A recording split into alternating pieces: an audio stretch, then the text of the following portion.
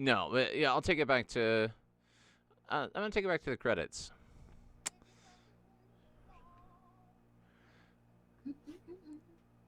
Thanks, Douglas Bailey. Hopefully there's sound now. We're gonna pretend to start over now. Take a step forward. Now take a step back.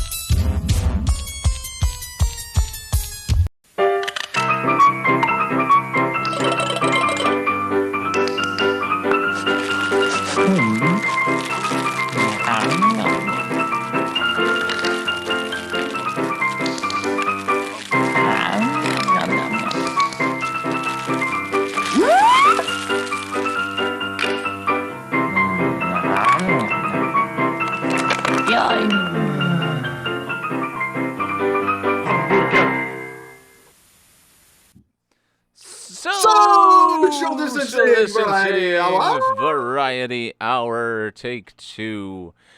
Violet House Kid in the house. Violet House Kid in the house. Douglas Bailey in the house. We love you, Violet. We love you, Doug. Where were we? I was actually early tonight. Yeah. And for the first time probably ever, I texted Adam and was like, I keep on knocking, but I can't come in. Like, are we doing this? Yeah. And then, like it was just a rush to do everything because I do none of it. So Adam takes care of everything that you see and hear and enjoy. That's all Adam. I'm simply just here to keep talking. And, but you do so much other stuff. So like when there's a fuck up, it's all on you. And yeah. I feel bad because I can't, like I can't do any, moral support. Here's your immoral support. Like, oh, I'm here for you while you fix your shit. Summer in the house. It's so good to be back. That's what we were talking about when we weren't talking out loud. Right.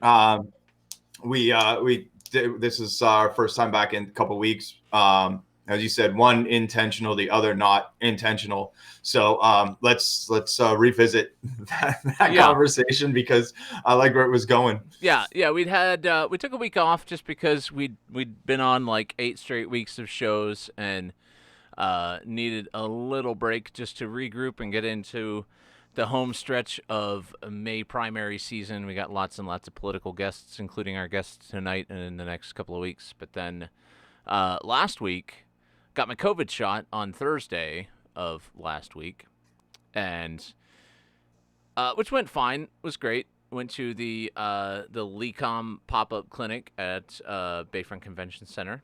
Check it out. Mm-hmm. Finally, a good use for the convention center. That's a callback. But yeah, got to Thursday night and was like, ooh, I need to lay down now. But by Friday night, was feeling pretty good. And then Thursday night, Oscar got a stomach bug and was up throwing up all over me Thursday night and into Friday. I'm like, oh, this is fun. This is great. Cool. Fun times. And then Saturday night into Sunday, I was like, oh, I think I got that now. So yeah, Michael came by. Michael, caring about us as people as he does, was like, "Hey, you guys need anything?" And you're like, "Actually, cat food." Randomly enough, the pate. That's what our cats eat. Yeah, that's what they like. I was like, of fucking course. Yeah, of course you have picky fucking cats. Fancy French cats. Which it was their birthday yesterday. The kitten's first birthday was yesterday. So happy birthday to the cats. Fucking cool. But yeah, Michael brought us provisions and you looked like absolute shit. Oh, I were felt like as good as I looked. You went from like regular pasty to like ABBA Guitar Tech pasty. I just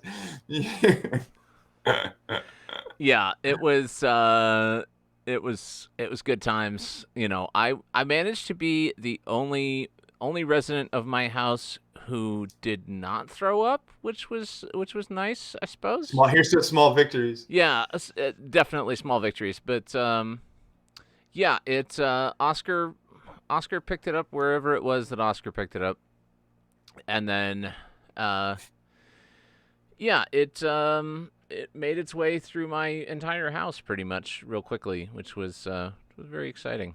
But Yeah. we're all over it now. We're back to pretty much 100%. So yeah, Yeah. all is well. I got my second shot on Tuesday. And like no arm soreness. Tuesday was great. Like at night, I was just like, all right, I'm ready to, Yeah. just go to sleep. Slept through most of the day Wednesday, and then got up, ate a little bit.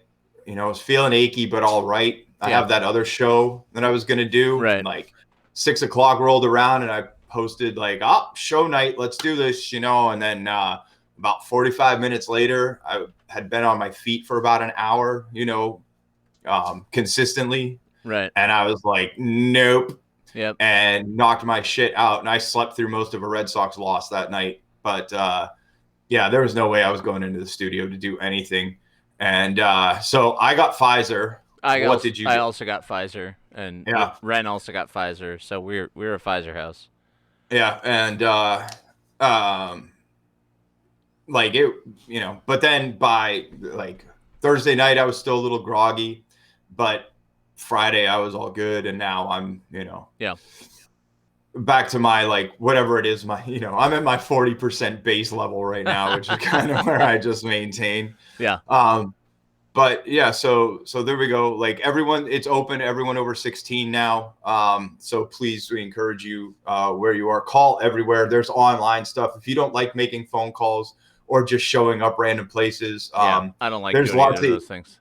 yeah, there's lots of easy websites. I did mine through the Rite Aid website.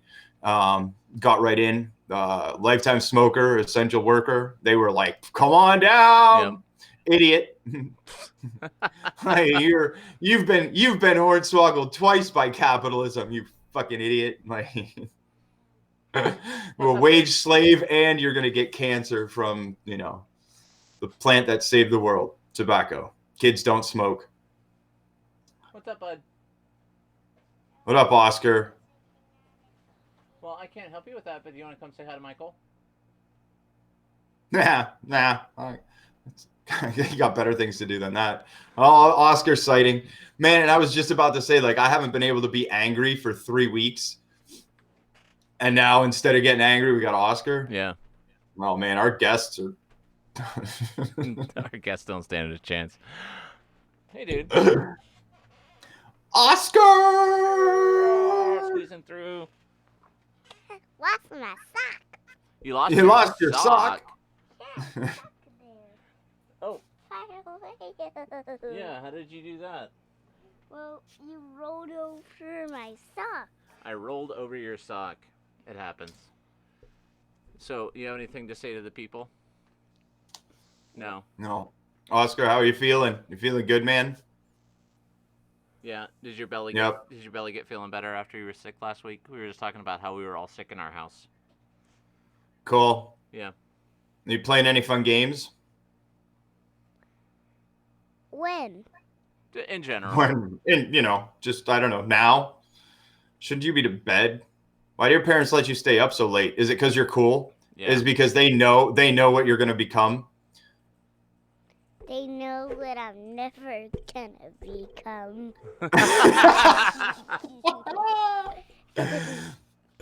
Dude, you're either going to move to Berlin and be the coolest American that ever moved there, or you're going to be Alex P. Keaton. There's no in between, man. I am so stretchy. Yeah, that makes a really bad sound on the microphone, though. Can you do it not on the microphone? You can do it like here. I'll move the microphone, and you can do it over here, and everybody can see it.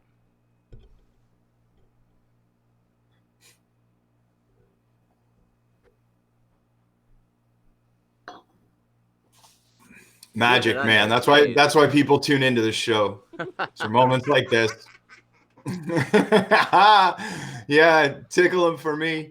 Oh, it's so funny when we see each other now, and he's like, no tickles, and I'm like, yeah, man, no Yeah. tickles, and I'm a man of my word, so no tickles. When But I then, see like you a again, minute and a half later, tickle he's you just back. like, He's like, tickle yeah, me. like it's tickle time. No. When I see you again, I'll tickle you back. Awesome, man. You're just such a great human being. You're so cool. All right. And you're gonna spend hours destroying that slinky. Yeah, definitely. Yeah, Can you Oscar say, brings in the ratings. yeah. We know how to work with kids. Can you say goodnight to Michael? No. All right. I'm turning around and I'm putting you down. But what about my sock? I have your sock. What about his sock? Here's your sock. Love you, bud. Tune in next week for the mystery of Oscar's sock. To mystery of what happened to the other one. Well, I went to get him. I went to get him out of the car. I'm like, "Why did you take your shoes and socks off between Wegmans and our house?" He's like, "My feet were itchy." Why not, man? Why not? I'm a barefoot kid myself. Yeah. Yep. I do it all the time. If I could go into a store without my shoes on, I still wouldn't do that. That's ridiculous. Yeah. At least wear sandals. No, But no shirt, yeah. no shoes, no service. Yeah, definitely. Anyway, Anyway. yeah, haven't been able to be angry. So I don't even know how we can go through it because every day there's something else going on. So I've Yeah. lost like 60 diatribes that I had for the last 3 weeks that I've been saving up for. The cops are still killing people. Money's still floating to the top. Oh, it was funny you started with the hamburger thing. We'll talk about this one because it's a direct effect right now, and then we can get into our guests, and it'll be really good timing. Yeah. So I kind of work in that 38th and Liberty area currently. Right. And so right by the Miracle Mile at Peach Street. And man, the last few weeks at various times, there have been fast food restaurants and that have just been closed. Just straight up closed. Oh, like yeah. one night Arby's, one night Taco Bell. Just they're all switching on and off, and lots of stuff on the online, Twitterverse and shit that I like, news aggregates I go to. People, posting pictures from all over the country of fast food restaurants closed because they don't have employees, and it's like everyone is hiring. Yeah. And I know for a fact that not everyone is getting by on the $1,400 that they just got from the government. Oh, sure. Yeah. So it's not that, and it's not unemployment, but these are the market forces that you have to react to. Yeah. And these industries are not reacting to the market forces in which they can pay a living wage and maintain their workforce. It's absolutely fucking ridiculous. And it's just, it shows, and that they're all corporate, that they're all of these corporate things. And at this point in the situation that we're in, how many people are willing to start a new restaurant in Erie? Even if you got one of the food troughs, which you didn't, but even Right. if you got one of the food troughs, like who in this climate is going to invest in a new restaurant right now to start that, to replace, Long John Silver's? Yeah. You're not. So I don't know what it's going to do. So like there was a thing in the Erie Reader, which I know how much you love the Erie Reader. There was a thing in the Erie Reader this week about restaurants that have started during during the past year, during pandemic shutdown, whatever we want to call it. And I guess it wasn't all restaurant. A couple of them were restaurants, but it was just small businesses in general that have started during shutdown. One of which was the pressed, whatever it's called, food truck, hot off the presses food truck, which is good, and which I can recommend. A couple other businesses. And then one of the businesses that they featured in this article was Oliver's, the restaurant in that hot new Nick Scott joint downtown. Oh yeah. And I had to comment on it. Like I never waded. I rarely wade into the comments on the Oh, Facebooks, on the right. socials. Yeah. But it was. Yeah, you've got a show. You don't need to fucking do that plebeian Yeah. shit. No, it was. I mean, and it was. Rebecca Stein wrote the article, which Rebecca Stein, who owns Room 33, Cool. fellow small business owner. But I was like, Cool. really, Rebecca, are we really like lumping the scrappy Nick Scott situation in with the other businesses that have somehow managed to? And how many of my tax dollars did Hot Off the Press get? I know. Well, not them, but yeah, that's the Yeah. point.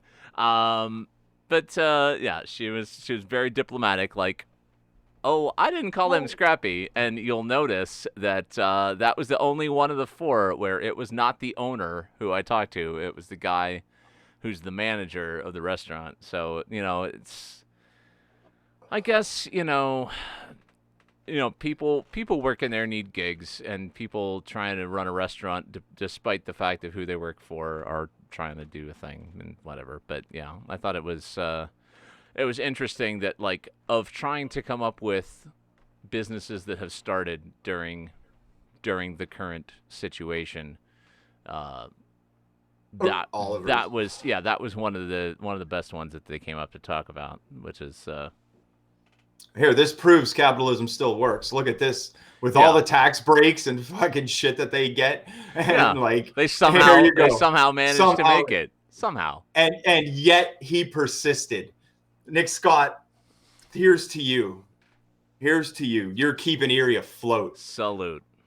I'm gonna go to Applebee's and get some riblets to celebrate. Because I can't afford to eat at Oliver's. No. Anyway, what you drinking? Funny story.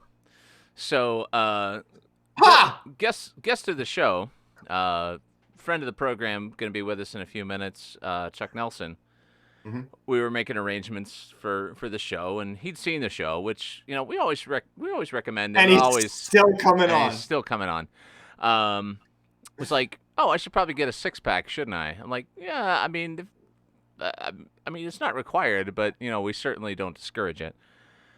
And then we were talking more about logistics of the show and how we do things and whatever. And it's like, oh, we use this for the video conferencing and whatever. It's like, oh, so that means I don't have to share. I'm like, yeah, I guess not. I mean, I know you're in the neighborhood, so if you want to bring me one, we can share. That's cool. And I was kidding, but he did. So, friend of the program, Chuck Nelson, who's going to be with us in a few minutes, brought me some Sierra Nevada hazy little thing IPA, which is behavior that I recommend for more guests of the show. If more guests of the show want to drop us off alcohol, I will not say no to that. Speaking of helping us get alcohol for the show, down below, Michael, point below yourself, Michael, is a link to the Patreon. Support the show, patreon.com/SDVH. Down there, down around Michael's, down around the nether bits. They're not so nether. Yeah. They're a bit more than a bit. Damo Suzuki is a dude. Damo Suzuki is a dude. And yours says Damo Suzuki's a dude, and mine says Damo Suzuki is a dude, because in between finishing your shirt and starting mine, I had texted you. And then I read the text of what it was supposed to be, and I was like, I can fix that. But then no, because then it would have been two eyes right next to each other, really close, and it would have been like Suzuki's a dude. Yeah. And so Chuck, no apology necessary, because I don't drink beer. I mean, I do, but only when it's like the only thing left, and I've already been drinking. So what are you drinking? What are you drinking, Michael? Back on my fucking bullshit, yo. Infinito back in town from Bodegas Iga, or Ego Bodegas, depending on which reviewer you read. My favorite Spanish winery. 2016, 70% of my favorite grape, the Monstrel, which, as we all know, Adam, is Michael's favorite grape. Right. I thought you were going to do your little Jeopardy French trivia bit. Nope. Um, Nope, it's retired. Yeah, so the Mistral, and then a little bit of Syrah, some Petit Verdot, and then some Cabernet Sauvignon out of the Jumilla region of Spain. And it's like 14.5, 15%. So Spanish red, because we've got some great guests coming on tonight, and I wanted to be prepared. And we haven't done a show in a minute. Yeah. So I wanted to break out the best. I almost got champagne, but I was like, I don't want a champagne hangover. I want a red wine hangover. Yeah, we've done champagne on the show a handful of times now, and I usually feel like $1 million the next day after I really champagne on the that's show. That's why Robin Leach drank champagne all the time. You know, he's got to just party and the caviar dreams, which is cocaine. Right. Could you imagine hosting Lifestyles of the Rich and Famous in the 80s at like the peak of just uncut Colombian cocaine coming into fucking America, and you're just going around on all these yachts and all these huge houses, like every butler and maid is just laying out rails for you because you're fucking Robin Leach. He had like the Sam Kinison problem where everyone would be like, you must always do fucking coke, so here's a big old fucking rail for you, Robin Leach. Hi, Liz and Chuck, we're about to bring you on after this bit. But fucking you gotta drink champagne so you don't get a hangover, because you're just blowing lines and fucking walking around glass tables and elephant statues. Yeah, man. Glass tables and elephant statues. It's glass tables and elephant statues all the way down. Everything's carpeted. Here's all these. Even the glass tables. Even the glass. That's when you know. That's why Robin came here, is because you've got carpeted glass tables. Oh, shit. All right. So let's talk about our guests. Yes, let's talk about our guests. Speaking of guests, people are not going to come in. So we are back on our exciting municipal developments this week. Municipal primaries in Erie, PA are coming up on May 19th, or whatever that Tuesday is. Pretty sure it's the 19th. 80% sure it's the 19th.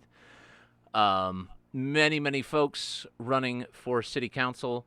The one incumbent who is running for city council is Liz Allen. Liz Allen is going to be on the program tonight and going to be talking to us. And one of the challengers for city council is Mr. Chuck Nelson, who's going to be on the show to talk to us. And we put lots and lots of invites out to lots and lots of other people who are... May 18th. Thank you, May Jasmine 18th. Flores. Thank you, Jasmine. Like I said, whatever that Tuesday is, May 18th. Lots of invites. Five years ago, Jasmine wouldn't have known that either. Anyway. Jasmine Flores, fellow city council candidate. So, yeah, we're going to be talking to Liz Allen. We're going to be talking to Chuck Nelson. We put lots and lots of invites out to lots of the other folks who are running for city council, some of whom were hoping to join us but couldn't, and some of whom are leaving us on red, so we'll have some stuff to say about them. So they've watched the show. So let's get into a piece of music. This is a new piece of music from Doors in the Labyrinth, friend of the program, Mr. Josh Lockery, who sent me some new music. This is called The Monolith, and we will be back in a few minutes with Liz Allen, Social distancing, Chuck Nelson, Variety Hour, Social Distancing Variety Hour, Erie.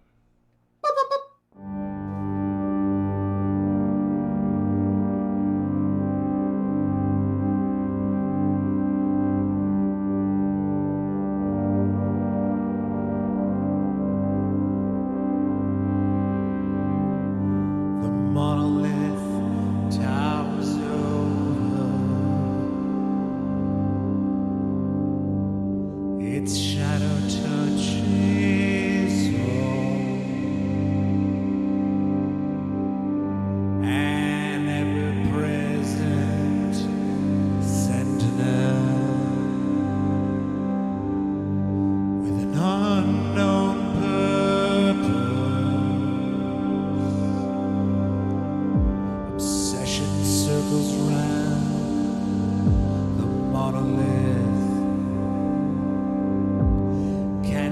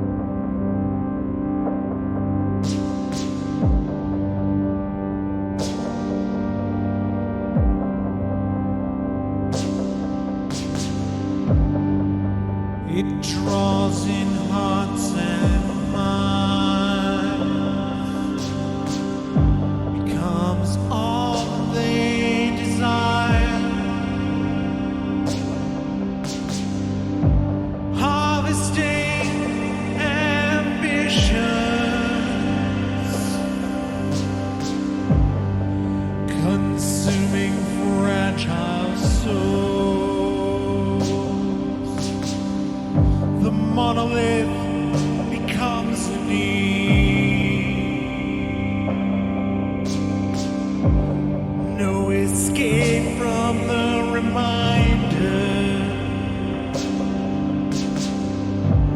Ready to sacrifice everything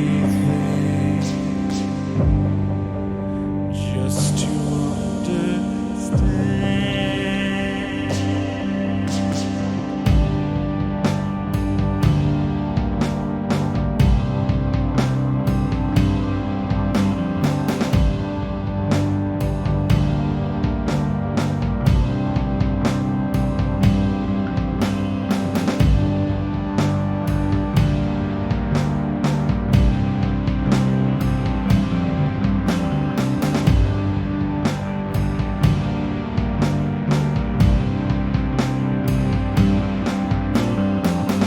As you approach the monolith,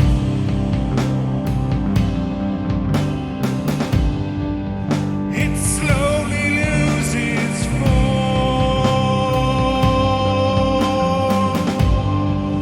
No edges to distinguish,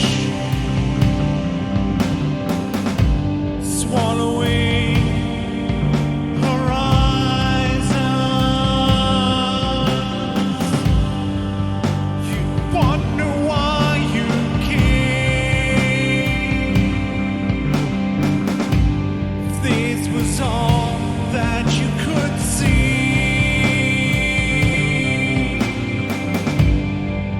your bones will join the others at the base of the monolith.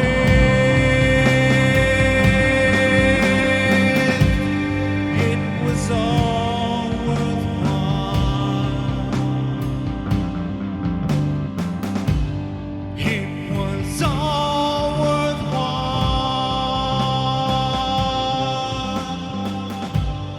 It was all worthwhile.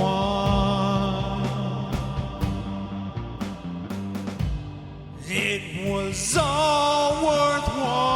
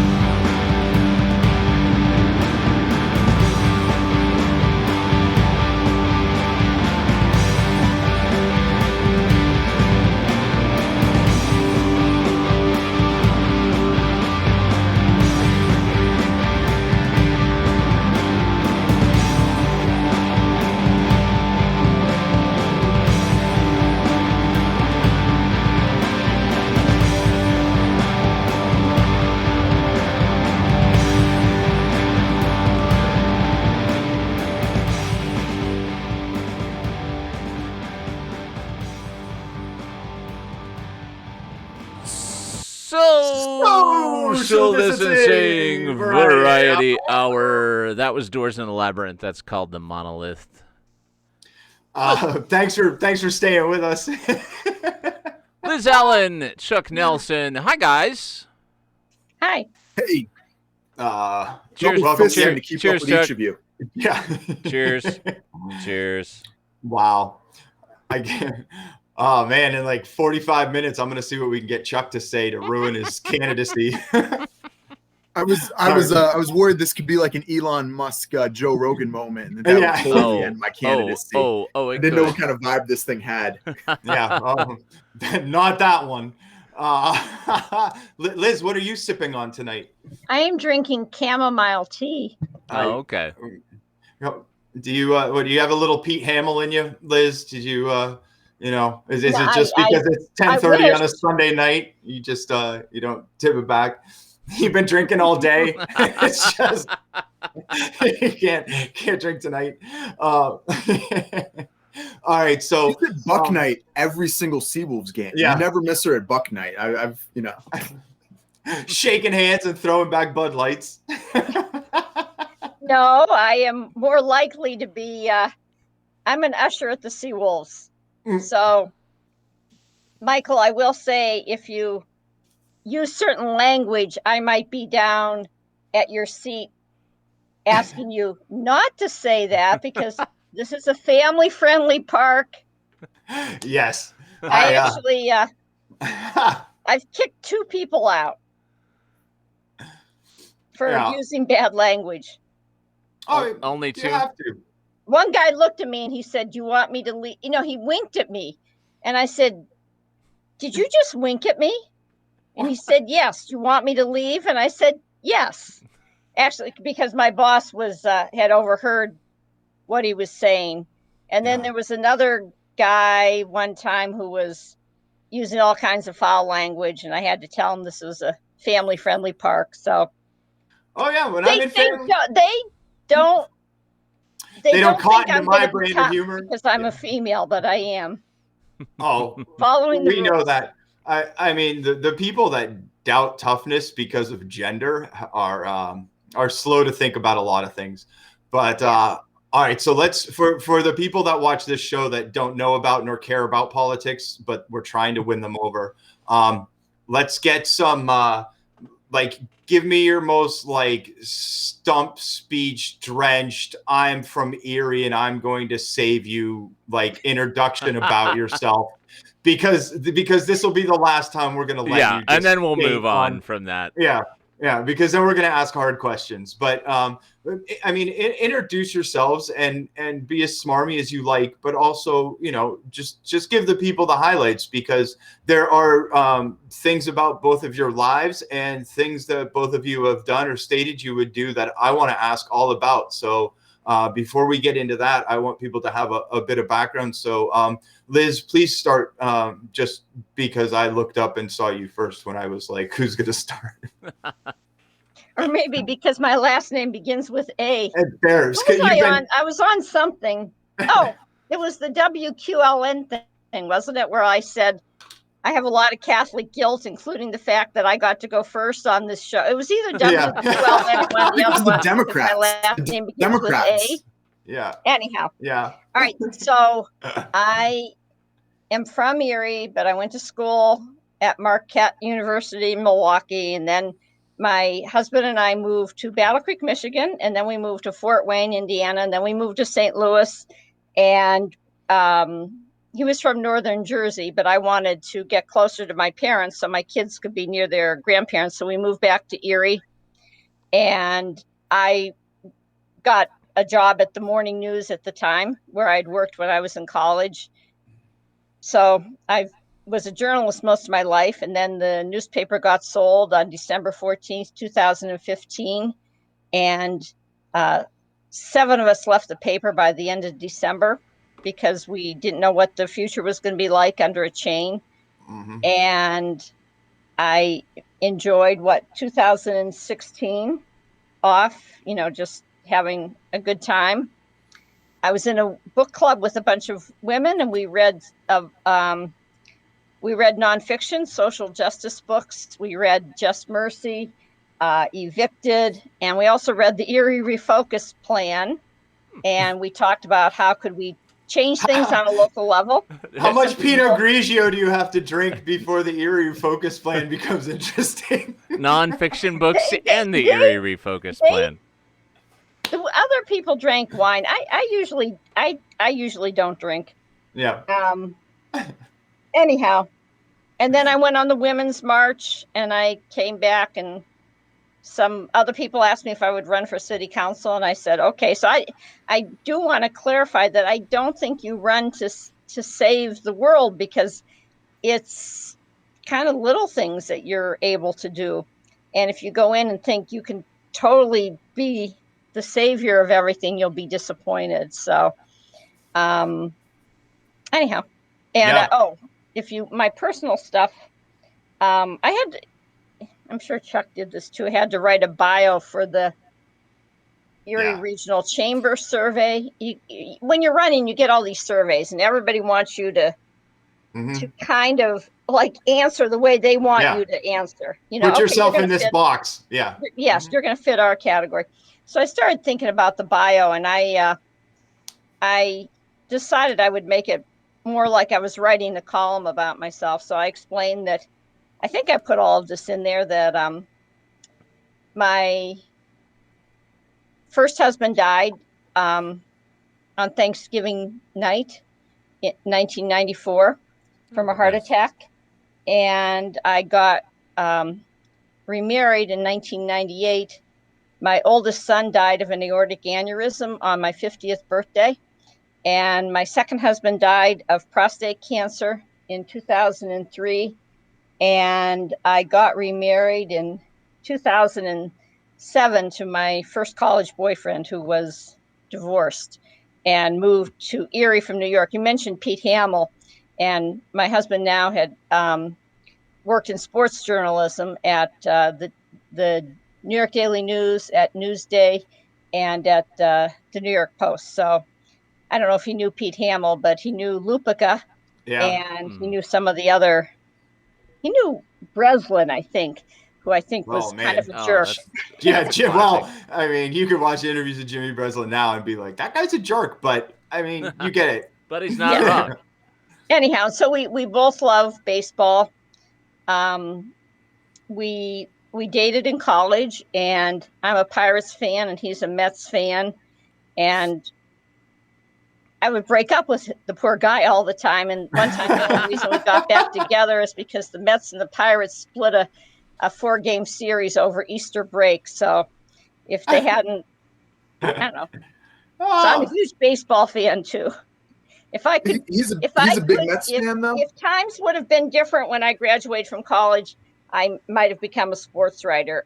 Somebody I went to college with, who was about 2 years behind me in J school, became the first woman to cover the NBA. She covered the Minnesota Timberwolves, and now women have a lot of sports, entree now. But back then, it would have been tough to get a job as a sports writer. Yeah, absolutely. Oh, it's so awesome, Liz. You're just setting me up for everything that I want to talk about with you. Because the newspaper being sold is fucking atrocious. And I interned there for when there was a morning news in 1996. And so I have a lot of feelings about that not being a local and a family paper anymore. Women in journalism, just because of decades of studying it and being in newsrooms and stuff, and how that goes. Oh, so much. And then all the Erie stuff. Oh, we're going to get into that. But first, Chuck. So Michael, I just wanted, so that was when I moved over to the features department in 96. So who was the editor then? Was it Bill Welsh? Oh yeah, Bill Welsh and Pinsky. Well, Pinsky was still, there, but Welsh is the one that brought me in. Yeah. Yeah. We were boys. He knew what I was into. So he brought me in, and it was great. And I mean, everyone there was fantastic. And Bill Welsh and I started at the same time. We're the same age, and we started in 1970 at the Morning News, and Bill taught me how to shoot rubber bands. I just saw him yesterday. He was he's one of those, we both love reporting from the get-go, but he could make you laugh, and he knows everything there is to know about Erie politics, and who the good guys are and who the scumbags are. So anyhow, I don't want to take up time from Chuck though. Oh, no, that's cool. We're gonna take up all Chuck's time. Chuck, I don't think Chuck's had the kind of heartbreak or passion that you've had. I know. I used to, when I was telling somebody one time, I said, everybody has tough times in their life, and she's like, "Oh my God, Liz, I hope not." I mean, I'm not laughing about it, but it's it's so crappy that what can you do? You either survive or you just curl up and say, I'm not gonna do anything. So I mean, and again, I mean, some of the stuff is like God, ruining every holiday. My husband dies on Thanksgiving, my son dies on my 50th birthday. I mean, that's really pretty awful. Yeah. Oh. And I'm not saying it's funny. I'm not laughing about it. It's just no. Yeah. I'm lucky that I have, I'm the oldest of 6. So I have, a good support system from my siblings. and for my younger son and my grandkids and everything too. So anyhow, I didn't mean to get us on a downer. Oh, that's okay. We Oh, usually that's start all right. on a downer. Yeah, I was gonna. If it's not you, it's me. Chuck Nelson for city council. Aren't you suave and debonair with your marketing skills? Tell us all about you. Yeah. I got like my campaign website, chuck.info, and I had all these news articles in there pretty much anytime I'd been mentioned in the news. I had it on my campaign website, and I had to like take some of them down this time because it felt so weird having articles that Liz wrote that she referenced me in. I was like, I don't know, man. I feel like I'm pumping her up a little bit. This is all her material. But that's actually Liz and I met before I ever ran because she was doing a piece on the Erie's Hardiest Walkers, I think it was titled, and she was following the downtown homeless people around, and she I can't remember if she came to my church that night or if she just had heard about it from this woman Kathy that had been there. But really, I pastor a church in this downtown zip code, and it's not a great career move. Working in a place that's generally, churches are usually funded by people's giving, and we found a bunch of people that were all homeless, so they don't really have anything to give financially. But I as a calling type thing, I thought that was the way that Jesus would have done it, and that most of the other ways that people were doing it was kind of disgusted me. So I had a time with my dad where I was at church and I was disgusted with the kind of work I was doing. And I called my dad and he was like, well, what are you going to do? I mean, you got a degree in religion and you're getting a master's in divinity. Were you going to go wait tables? And I was like, I'd make just as much money waiting tables. So Mike and I were talking a little bit on that music break about the wine. Like I went and waited tables for a few years while finishing out my master's degree, while starting this church. And we have a church that space in the same place as the upper room. So that we can really reach the most vulnerable communities and try to build a community that transcends race and class based on, something that transcends those things. So what got me into the running was, and this is something Liz fought against. So there was a panhandling and loitering ordinance that passed. And one of my guys that was on probation got a summary charge and got revoked. And I called his PO. And his PO was like, well, it's November and he's homeless, so isn't it better to get him off the streets? And I've been spending every Friday with the guy, and he's like, can't you just fix this? So, when Liz says like, hey, it's just the little things and, we can't fix everything. Like I actually looked at the guy and like, no one's going to listen to him. He's a heroin addict that has a crazy record. He'd been homeless for probably about 6 years now. He just got housed this month. And I looked at myself and I was like, I'm a super privileged white boy that might actually be able to get far enough upstream to fix this shit. And it was at the same time that the appointment for, I guess it was Mirsky.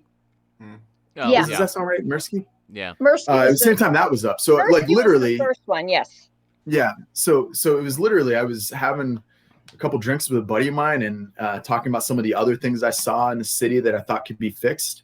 And he's like, man, with all these ideas, you should actually go. And so I threw my application in for that appointment without having any idea. Like it was such a good thing they didn't pick me for that because I had no idea what I was talking about. And then I spent the next couple months, I was bitter because I didn't get picked or something. I don't know. I was like, they should have picked me. And then I like looked in the information. I was like, oh, none of that fits third class city code. Never mind. But then, so I went into the race the next time. And in the last 20 years, people from 7 and below on the ballot, only 2 out of 19 have won. No one's won below number 9. So I was buried on the ballot, still a newcomer, and didn't make it. And then the day I missed, I applied to start a doctorate because, to be honest, the only thing I'm really concerned about with this election triple down on this shit. No, I mean, Yeah. Dad, I got a doctorate in ministry. I'm still bartending. Divine. Yeah. Literally, my biggest worry is that I feel like I genuinely do excellent stuff.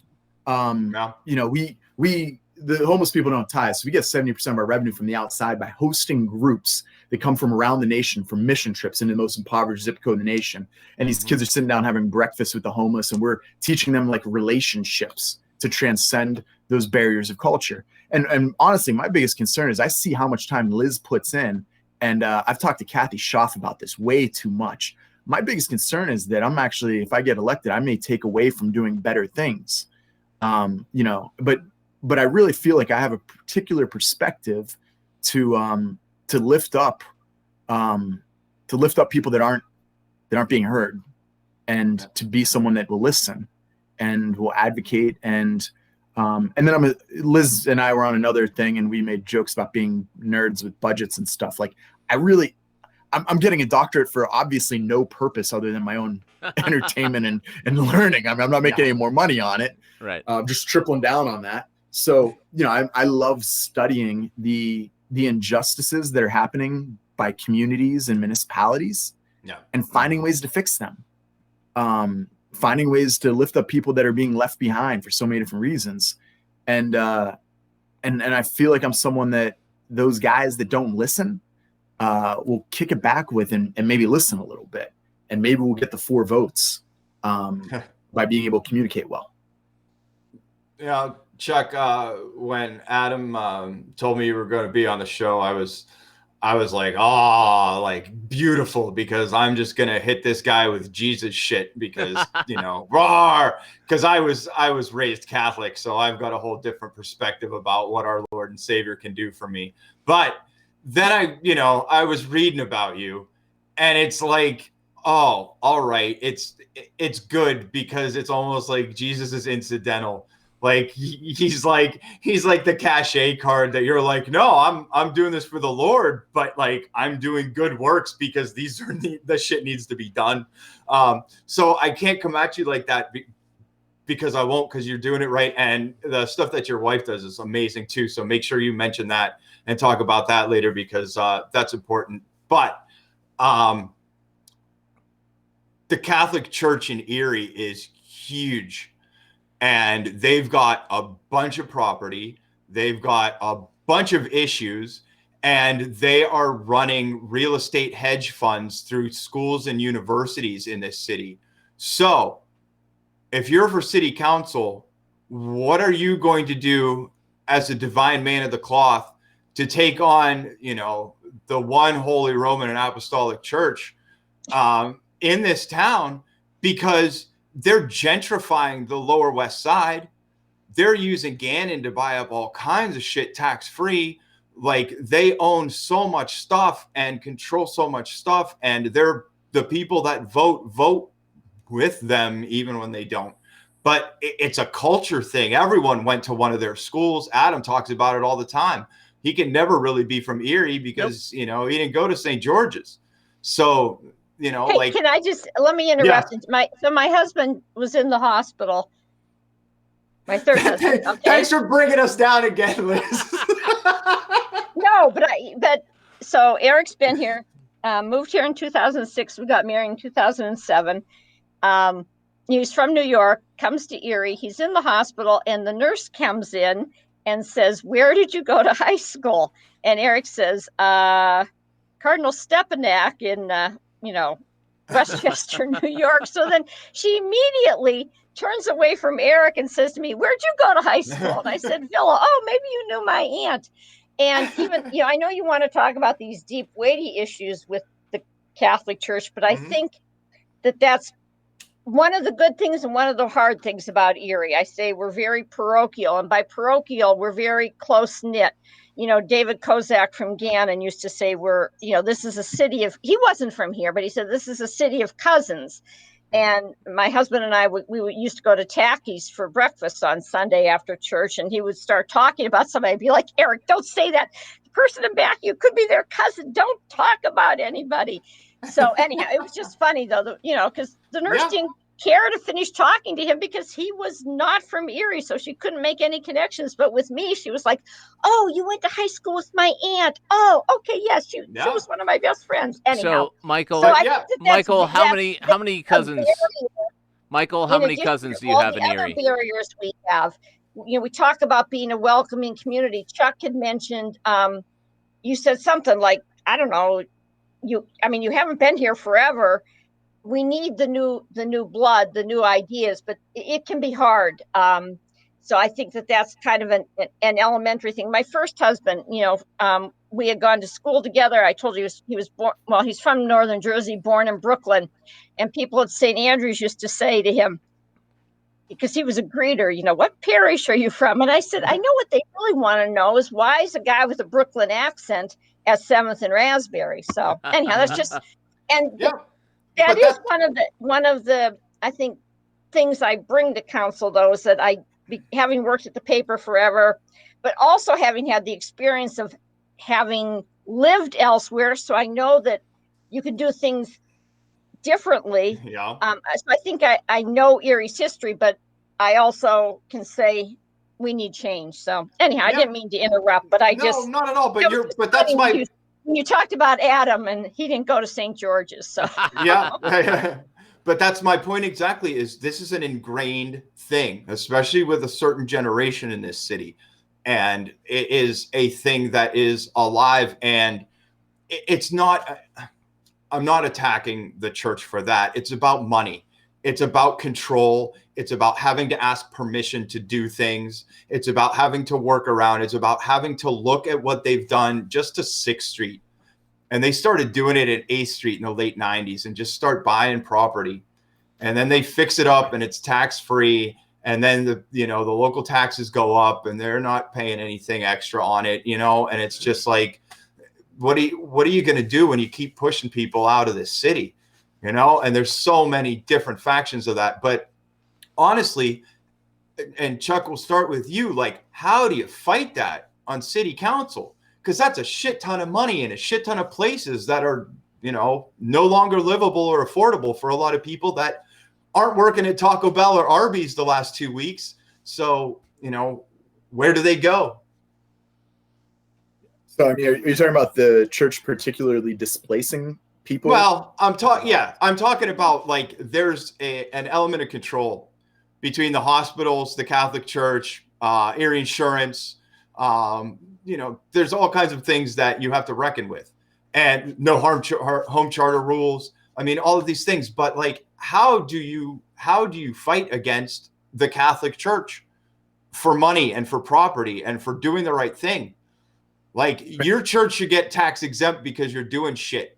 They're using it to buy property and displace people. They should be paying taxes. How do you get city council to vote to make the Catholic Church pay taxes, Chuck? I think that's beyond city council. Yeah. Well, so when you talk about it with the buying houses, for example, like in Pennsylvania, parsonages or properties that aren't used for houses of worship are still taxable. The area you're really talking about in that is Gannon in particular, because their housing ends up being tax exempt. Mm-hmm. And we just saw this on Mercyhurst at Briggs Avenue. They just put up a huge building, and that hits city residents that are renting out houses to college students up in that area. And you take 500 renters out, and it lowers property values in that community. I mean, I've got 500 people I know that rent to college kids that are watching their revenues drop, which. That's a business. That's a business risk. There are no landlords in communism. He said the C word. So I want to make sure your opponents have that on the record. They're socialists. Anyway. So as far as what city council can do, I threw a link up on the Facebook page because we're at a point in history where for the first time in American history, less than 50% of people, that it's now a minority of people that claim a church membership. Churches are closing. And this is a problem the Catholic Church is facing right now. They're looking consolidating churches and moving parishes onto the tax rolls. So there are some cities in the nation that have already addressed this issue with closing churches as to how we can repurpose these buildings and make them viable for uses of municipalities. Because to be honest, having a sanctuary that seats 400 people, even the sanctuary that we use at my church maybe seats like 220. Tonight we maybe had 40. I mean, like, even in these settings, they're vacant. And I know in the morning, the church we rent from had way less than 40. So it's what can we do to put these back on tax rolls? So I threw a link on the Facebook page in the comments that municipalities are taking an active role to see these bridges made, to make sure that the revenue is being brought back into the city. And one of the other little things that I threw out there, I had an op-ed, and I'll talk about it. Maybe you'll come back around to it, is the land value tax. Church parking lots are taxed. This is something where, they're paying $50 a year, $200 a year on it. Yeah. But with a land value tax, that would triple. So there would be a bigger draw on that for the buildings that we have in the city that are tax exempt, but that their parking is not. It's pennies. We're talking about a couple $100 more on facilities that are worth millions. But how much tax is Erie Insurance paying for their new parking garage? How much taxes are they paying on the empty fields of houses that they've plowed down for future development? And I think Jasmine was watching earlier. I'm not sure if she's still on, but I love it. She takes that picture in front of her grandmother's house, and it's now an empty field. Well, we need to actually come up with a plan that would solve that problem. Maybe taxing the house at half the rate and increasing the land's taxation at 3 times the rate would be a financial incentive in this capitalist era to push people to either not demo the house or maybe develop it instead of just trying to get rid of people. Yep. And Jasmine's still on, and she'll appreciate the shout out. Well, I think one of the things, and I'm going to stand up for the Catholic women religious, because without them, or with them, I think in Erie we kind of have this whole spectrum of, you're right, still a predominantly Catholic culture, even though church membership is dropping. But without the Catholic women religious, I'm sure I wouldn't have been introduced to social justice, and think of how many other people have been introduced to that. So, the Benedictines in Erie, for how long have the Benedictines in Erie been really, really agitating for social justice long before social justice was, a hip thing to talk about? Oh man, they were the ones. I went to Villa High School, and when my friends and I wanted to do something on social justice, our nun friend actually sent us to the Benedictines. So that was a long time ago. But I also did a freelance project for the SSJ's Sisters of St. Joseph Neighborhood Network to celebrate their anniversary. And one of the things that I really liked learning was that when the nuns decided that they wanted to work in Little Italy, and that was it kind of gets back to Michael's point, that was tied into a business decision, because at that time the nuns still owned St. Vincent Hospital, and there was a concern about drug activity encroaching in the neighborhood. But 2 sisters, Sister Christine Quirk, and I can't remember who the other one was, but instead of coming in and saying, this is what we're going to do, they went door to door and asked the neighborhood, what do you need? Okay, we need food, we need after school tutoring. So I think that that's a principle that should be at work in whatever group is working in a neighborhood. I talked to it's for an Erie Reader story, actually, I talked to the plant manager for Berry Global, which is on 16th Street in Little Italy. And he specifically remembered those nuns coming and knocking at the door of the plant and asking. One of the things she told me at the time was that they had like kind of barbed wire all around the plant. And they said, it would be really nice if you allowed the kids to be able to play there. And he took that to heart, and the place is all landscaped out there now. Maybe not seem like a big, earth-shaking move, but to me, it made sense that people listen. And when you talk about, I think, you may be attributing it to like the Catholic Church, which has its own issues with patriarchy. I mean, every Sunday now I listen to something called Catholic Women Preach, and I really, really like it because Mm-hmm. it gives the gospel, all the readings, and I hear women, you know, giving a message, and it's often very different from what you would hear Oh, inside a male-dominated Catholic church. absolutely. But I think you're talking about maybe in other cities it could also be what is the power structure. In Erie, it happens It, to be closely tied yeah, in with the Catholic Church that's it. and with Erie Insurance, and it's a real struggle to figure out how to make sure those voices are heard. We've tried it with having Well, more okay, diverse people but that on brings me the to various. another point, though. Like, we've had a lot of guests on, especially before the last election, and Sure. it's all about talking to the people. I mean, Liz, you've been a fucking journalist for decades. How many people have you talked to? Like, Chuck, you run a homeless shelter.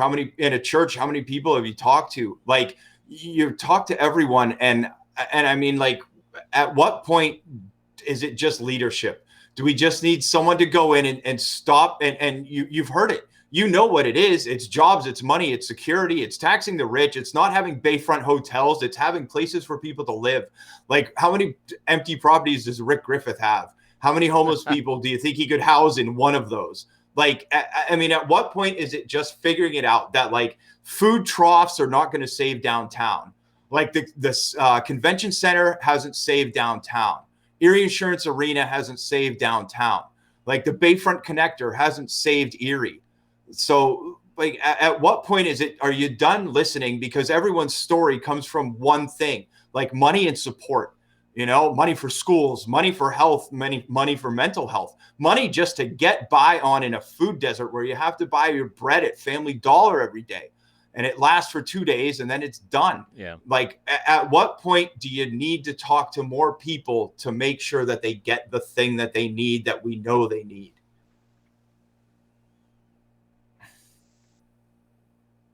I'm speechless. No, I'm not speechless. I just want to circle back though when I talk about the power structure. And if you're just being very pragmatic, I look at the city authorities, and there's some authority, the ones that are making the decisions that affect us. Yeah. City council in some ways does not have any power. The Port Authority, which owns all that property, city council does not appoint to the Port Authority. Mm-hmm. That's mayoral, and that's the governor. Even, the Convention Center Authority, I think that those are mayoral appointments with city council approval or something. So it's very hard how to figure out how to break into that power structure and give equal weight to other voices. So it's not just listening, but how do you change that? And I would like to say I had an answer, but I really don't. I think that having been on council now for 4 years, there are some positive things. I mean, community college, we talked about that for 20 years. I don't know if you read the answers in the paper today from the county executive candidates, but there's one county executive candidate who, well, a couple of them, I was pretty much appalled at their answers. One of the Democrats says, "Oh no, it's still being out in the county," and the other guy, Brenton Davis, who please quote Brenton Davis correctly. Yeah. Yeah, I mean,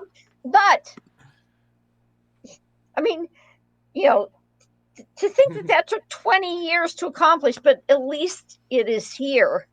I don't know. We have a lot of people who feel invisible in Erie, and it's because they are. Because we just don't acknowledge that there are other communities here. I kind of wanted to ask Chuck, I'm sorry to go back to the Gannon thing, but I just read, we were on a Zoom yesterday with the Youth Leadership Institute, and there were so many good questions from these high school kids, and including talking about homelessness. And after that, I saw an op-ed, I think it was in the Washington Post, I believe, about an essay contest where a girl had written about her fears of becoming homeless during the pandemic. Anyhow, she ended up winning this essay contest. And what she did was she documented, and Chuck, you probably know what the name of this architecture is. I forget what it is, but it's architecture that, so she documented in Washington, D.C., the architecture designed to keep people Hostile. out of, what is it called, that kind of architecture? Hostile architecture. Hostile architecture. And I was stunned by this girl's photographic essay. And we know that we've had some of that downtown with the park benches, with the fucking cage that they built at the park. Yeah, well, I'm not supposed to talk about this. Yes, you are. Yes, you are. You can't sleep on it. Anyhow, so I just open another IPA, Chuck. Chuck, a little bit about that. And Liz, I guess Liz, do you know what I did? What Chuck thinks about like the Erie Downtown Partnership proposal for like safer spaces downtown, because I don't know. Liz, you heard what I did. I had read in Philadelphia, when they were talking about Philadelphia's homeless population, people who were homeless were part of that conversation. I don't think that that's happened in Erie, but I could be wrong.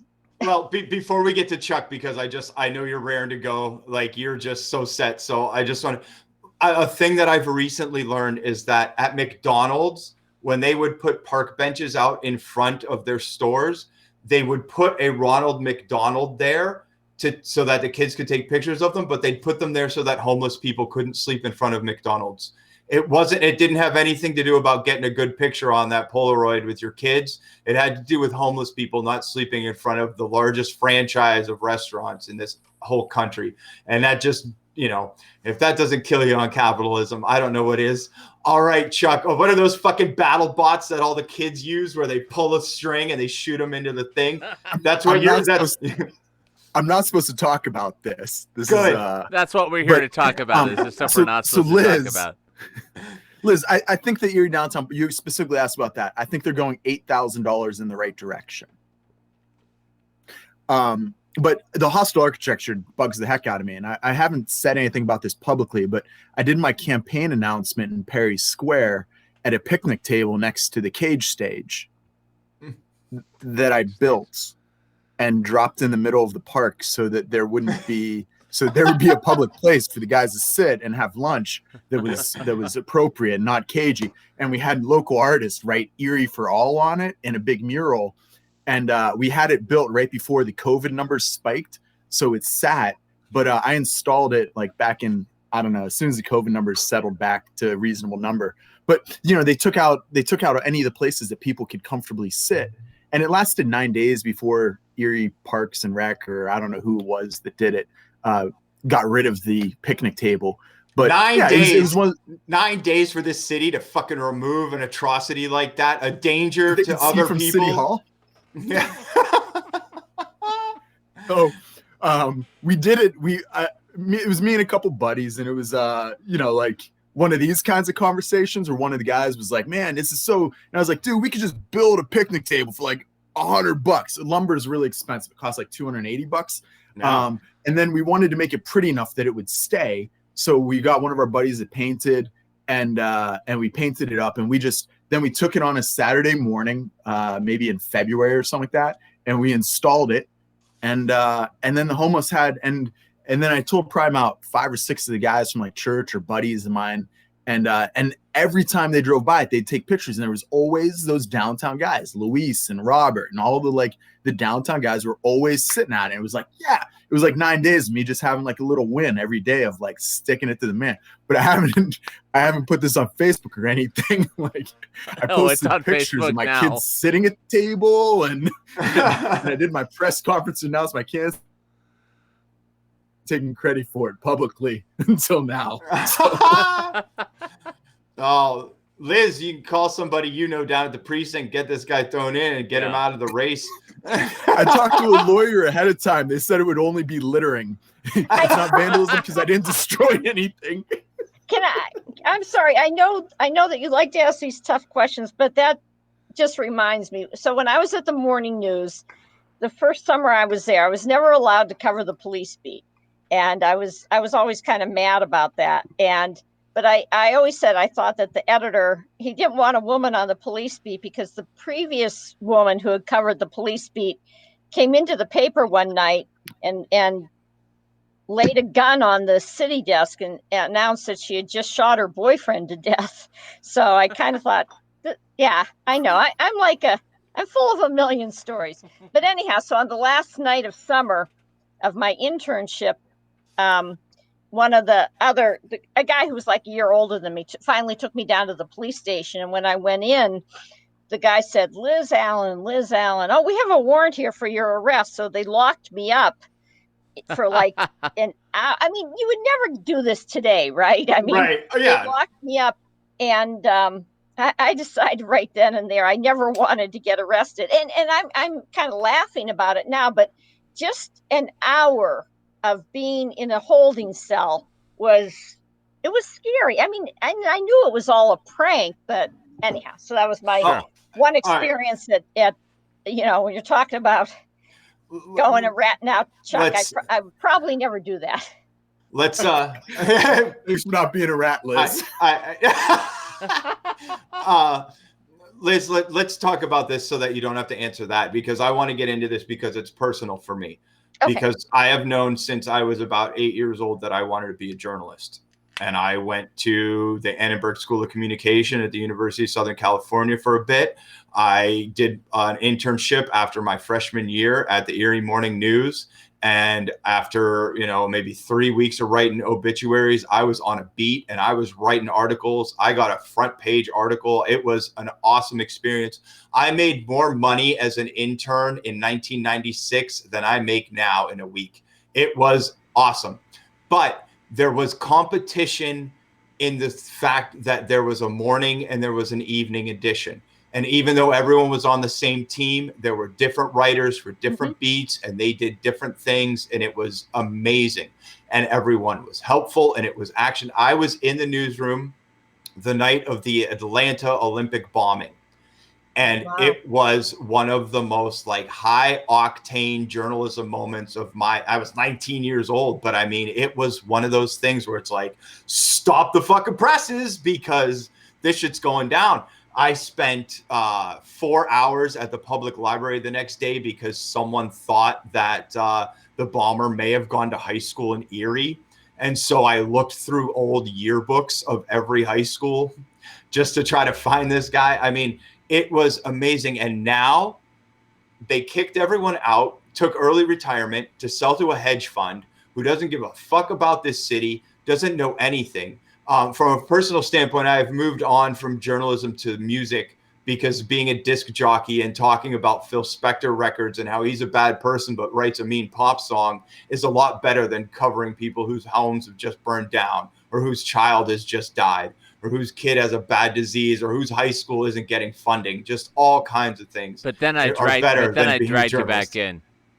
But then I get dragged back in and I get to do a show where I drink and smoke and cuss and still get to ask hard questions. But I mean, you're doing our show. That's one thing that I'll say to everybody. Liz, you're doing our show to talk and to get your message out because God bless them both, but the times ain't what it used to be. And I still got respect for Kevin Flowers and all those dudes who were still reporters when I was an intern. I got mad respect for everybody that writes there, but it ain't the same. They get 40 column inches to talk about local issues and the rest of it's wire stories, and Erie Reader, I mean, God bless the casino for helping this city shine. But it's every 2 weeks. You can't keep up on anything that way. Plus, you got to make room for all the positive CD reviews. So, that's not there. Hey, I have made so much money off those positive CD reviews. You made more money off of Jeopardy than you did off of your own other talent. Oh, anyway, that's true. Then also there's 2 TV stations that are owned by outside places that have, the same news teams. And they've all share the same advertisers. Are you disappointed? Are you scared? Does it change it now that you're an elected official and you try to communicate just what you need through the media, let alone any real coverage of real issues? It's very hard. One of my other friends from the paper is on a school board, and we have talked about this, that it's really hard to be an elected official because my instinct is everything should be, transparent and open.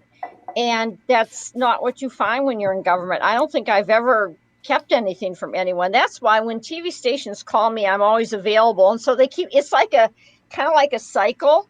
And I think some people think like I like being on TV, but I think they know when they call me that I will have at least tried to come up with a coherent 30-second soundbite. I've seen some other elected officials on the news that can't say shit. So yeah, that's why they call you.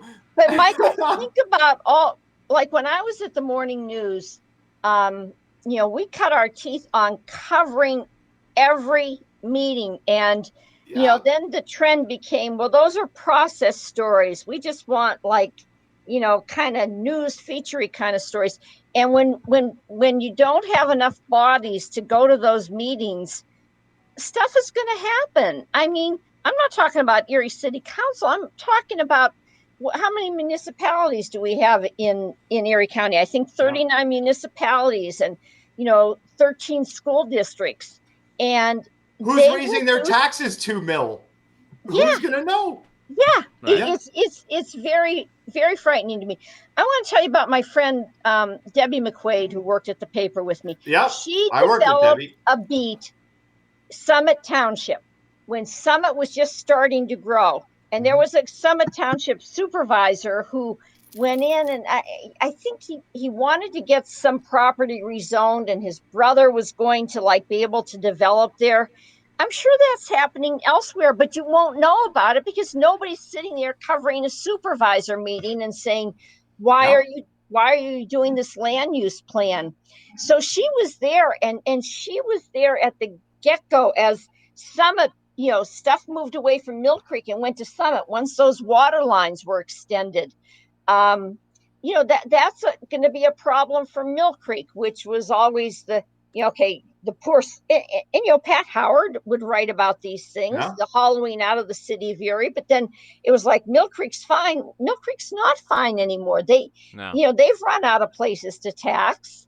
So I guess Chuck talks about the land value tax, but no one talks anymore about regional government. I mean, that was the buzzword how many years ago? 20 years ago, I guess, and we aren't talking about that.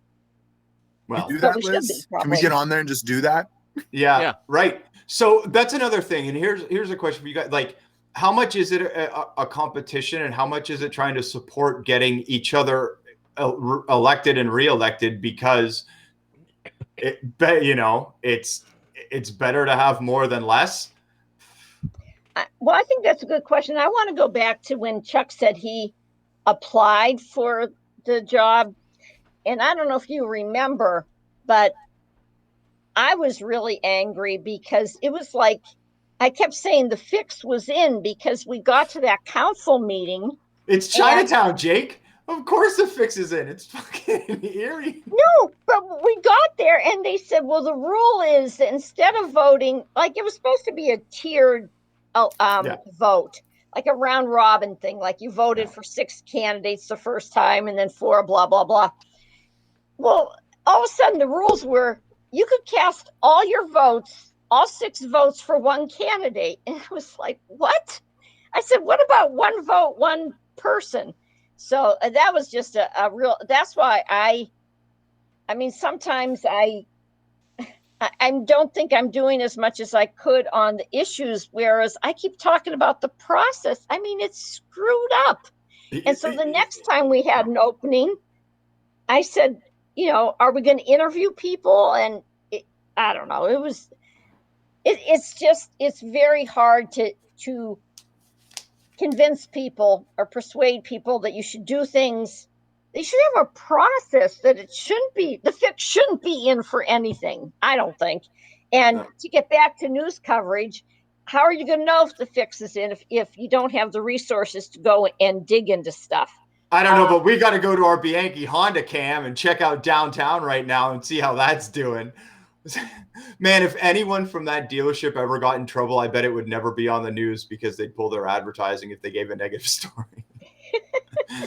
I do think one good thing about the TV stations, at least they haven't been acquired by Sinclair Broadcasting, which has its. Well, sure, yeah. but watch the Jet News and then watch the Fox News and tell me that Sean Lafferty doesn't part his hair on the other side when he does one versus the other.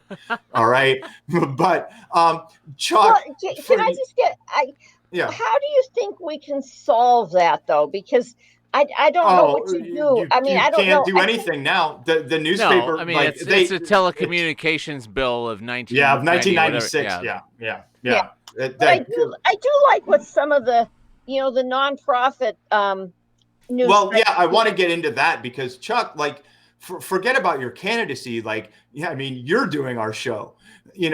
Like I had to read up on you today. Like, how has it been, not just for you as a candidate getting any kind of coverage, but for you as a church and for you as an organization? Like, you can't just build picnic tables to try to get, spin. Like, how has it been for you, both professionally, personally, and, politically?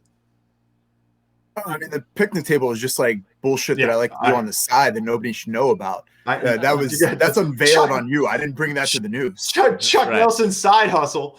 Yeah, no, it's because I was working at Lowe's and I was able to get 20% off of the lumber over Christmas for my bonus.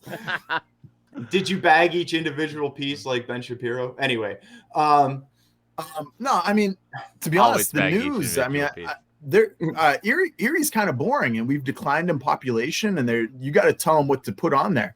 So I've been getting stupid. They told me I could write an op-ed piece, and I don't think there was a whole lot of oversight on that. Like I told them what I wanted to write on it. They said, yeah, sure, it'll be published on April 4th, and I was like, yeah, oh, cool. Yep, we got six inches to fill. Yeah, which is cool. I mean, like I appreciate it. I just asked them, and they said yes. I've been on the news like 4 times during this candidacy. We got vaccines for the homeless, and they put that on the news twice this week. And then I got on the news for my announcement, and then I got on the news at the petition signing. It's actually been, and I'll probably be on the news 2 more times before getting in, or before the if I was to be elected, I'll probably be on the news 2 more times between now and the 18th, based on how my schedule's rolling out. It's been a deliberate effort this time because with COVID, it's a little tougher to get that one-to-one contact. But I mean, they've been accessible, if not happy to put people on, in my opinion. Has it been a lot of softballs? Are you tired of giving canned answers? Yeah, I mean, but they're quick. I mean, this stuff I'm talking about, I'm not talking about candidacy. I've only been on once as a candidate. Mm-hmm. I've been on for lining up a bunch of vaccines for the homeless, which is just stuff I do for the church. And now I'm being kind of shameless, taking some credit for it because it's campaign season. But see, I was talking to a friend of the show, Maris, about this earlier on. That like you're true to your beliefs. Like you're not like at least in your public. I mean, as far as we know, but at least in what you say and you talk about, and the stuff that's been publicized and that you've written about. I know her laughing at that was great. She's gonna blast you out of this election. She's a wily veteran. You don't know, but you're genuine, at least in your beliefs and your pursuits. So I don't take it as some like smarmy hack thing. And I do believe that building a picnic table is one of those things that just kind of like that ingenious spur of the moment. Like, let's see how this lasts, and then I don't have to worry about it or care because I'm on to like, vaccinate the homeless. Help babies in the NICU. But I mean, do you think a city council vote is going to help your cause?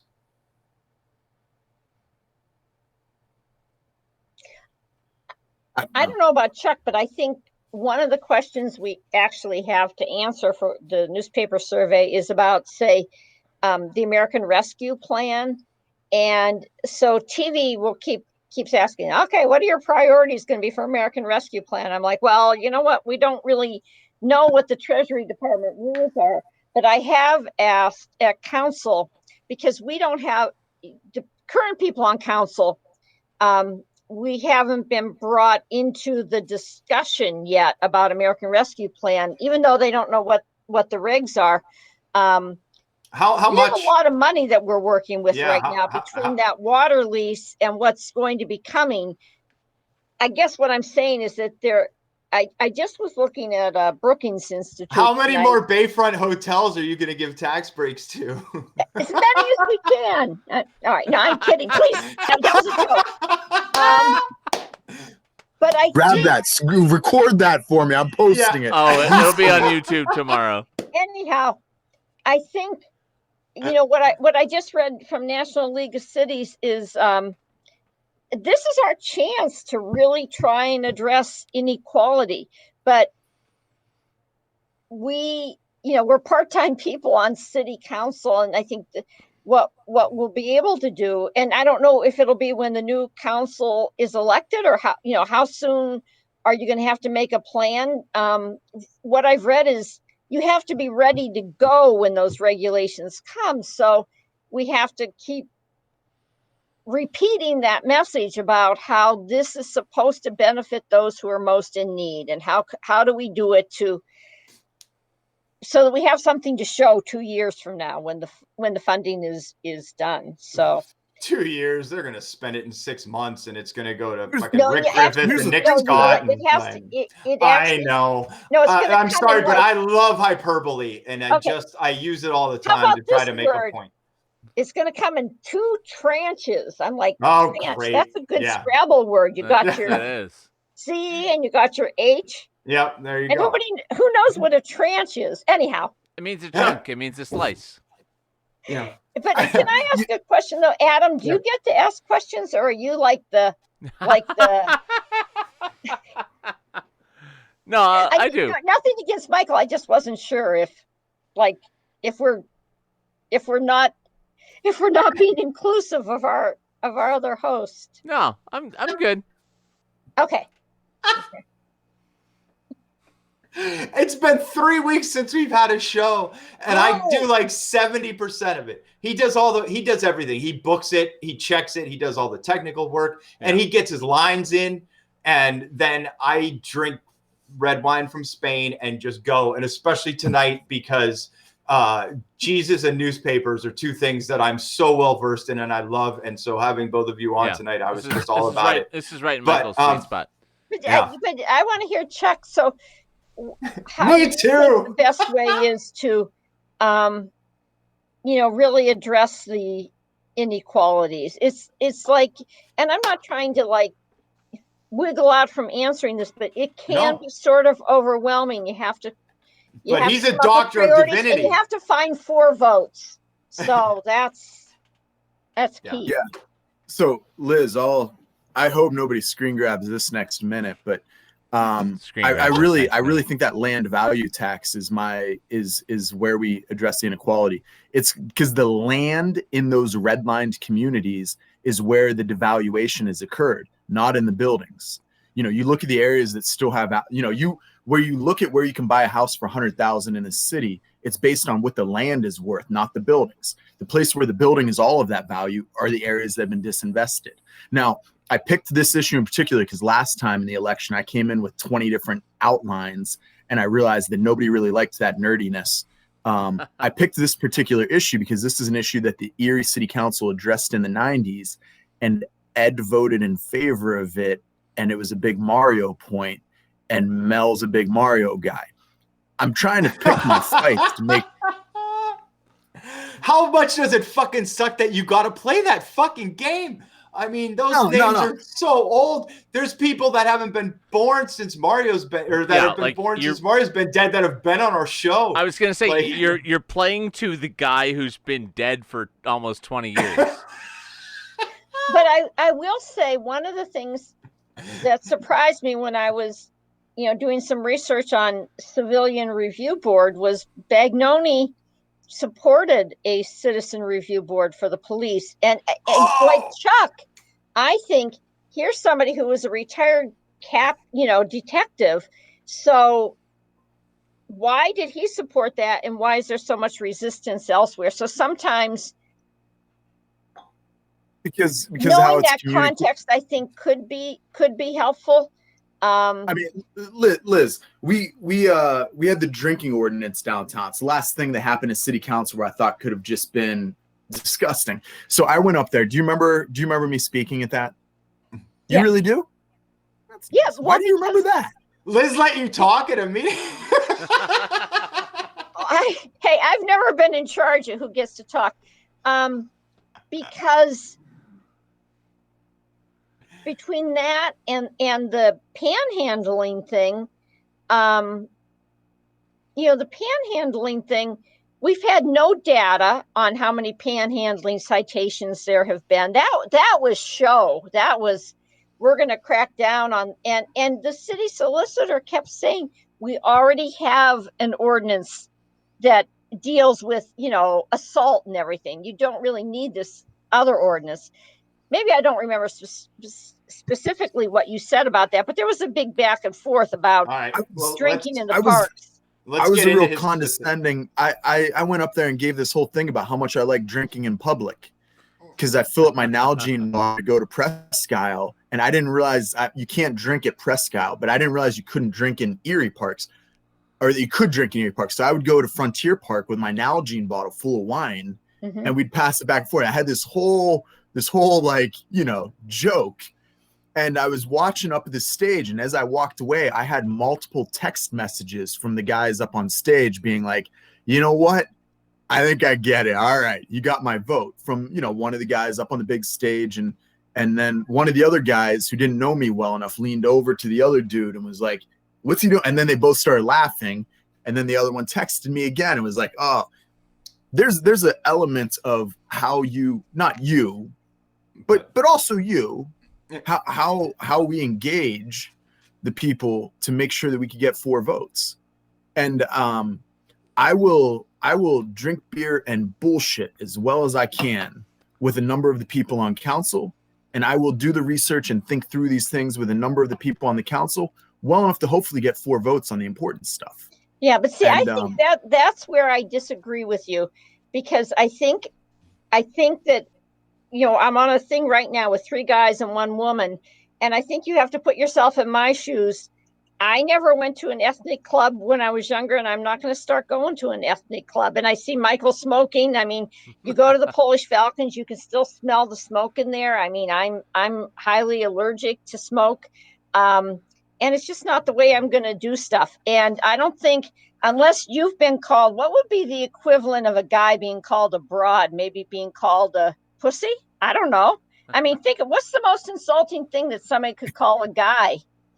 Since that happened to me, I mean, I think that I want people to know how, I've thought about this, how insulted I was. And then I thought, that now I have, these jerks on Facebook bullying me about, oh yeah, city council gets a pension. No, we don't get a pension. City council gets free health care. No, you're eligible for health care. I don't take health care. It's not free. I private messaged the one guy to let him know he was arguing with your husband out where your health care. Yeah. Anyhow, but that comment, and I think I said this in one of the other forums we were in, when I was visiting my son and daughter-in-law. My youngest granddaughter is blind, and I was telling my daughter-in-law about the guy who said that broad really knows how to push buttons. And a few minutes later, I heard Mariah, she's 9 years old. She was saying, Grandma's a button girl. Grandma's a button girl. And I wasn't paying attention. I was like, oh my God, she listened to that. And I thought, yeah, I'm a button girl. I will push buttons. And I know that I'm not supposed to be saying that. I mean, I think you should change your campaign slogan to Grandma pushes buttons. Grandma's a button girl. Yeah. I'm a button girl. Those are our t-shirts for next week. Is Grandma's a button girl. Grandma's a button girl. Oh, I'll tell you one other thing. Okay. You were talking about being a journalist, and I was explaining why it can sometimes be hard to be an elected official and be a journalist. What did we do? We lost Chuck? Yeah, he'll be back. Yeah, I'll be back. Okay. Anyhow, right before the election in when was that? 2017. 17, yeah. Yeah. So late at night, I'm looking at I don't know, Twitter or something, and somebody had written that George Bush the elder had, touched women inappropriately, and Andrea Mitchell said, "Oh, come on, he's an old man in a wheelchair. He would never do that." And I, maybe stupidly, but I put on Facebook, well, George Bush was in Erie and he touched me on my butt. And I remember somebody who's a political strategist is like, "My God, Liz, why would you do that? Why would you, evoke that controversy?" And I said, "Because it was true, and I have a picture to show it." Anyhow, so yeah, how much does like that journalistic intent like mess up when you're an elected official, because you want to tell the truth, you want to show the non-biased side, but also you have a responsibility as an elected official, and you've got to play by arcane rules. Yeah, it's hard. I mean, I can't think of a time when we have not gone into executive session at all that I can think of. Whereas there are other groups that you go to a Port Authority meeting, the Port Authority goes into executive session every single meeting, and there's no one there to object and to say, "Why are you going into executive session?" It drives me crazy. I'm not the liaison there, but yeah, you can't tell me you have a real estate or a legal matter to discuss every single meeting. They do. Talk about the Port Authority again. Well, yeah. Yeah. So, welcome back, Chuck. Great to see you. Yeah, I streamed it on the Facebook to try to keep up, so I tried to listen. Oh, you're the one. That's okay. Let's tack to a different place. Jasmine, I just walked away from like the spot where the candidates actually spar a little bit. I feel like I feel like she was winding up her. I do want to make a point. I think that we live in a city that is particularly patriarchal, and I don't care if I'm not going to the clubs to drink. I don't drink. It's not because I'm a teetotaler. It's just not something that I enjoy doing. And but although I'm going way back now, because Michael's asking about being a journalist, so I'm taking notes earlier, and you said, and Chuck's been a bartender, so I was thinking about. Are you a basketball fan? I told you I was a baseball fan. Is anybody a basketball fan? Absolutely. Michael's a basketball fan. So, I went to Marquette with Al McGuire, not with Al McGuire. Al McGuire was there, yeah. And, he applied for the Gannon basketball coaching job, and he got rejected. Yeah. The Korchik loved to tell that story. One of the things Al McGuire said is that, everybody should either work as a bartender or a cab driver before you go and get a regular job. So I would be willing to be a bartender. I just don't want to. All right, I'm gonna ask one more question of Liz, and then we're gonna spend a bunch of time with Chuck, because I want to get into some stuff and I want to hear complete thoughts.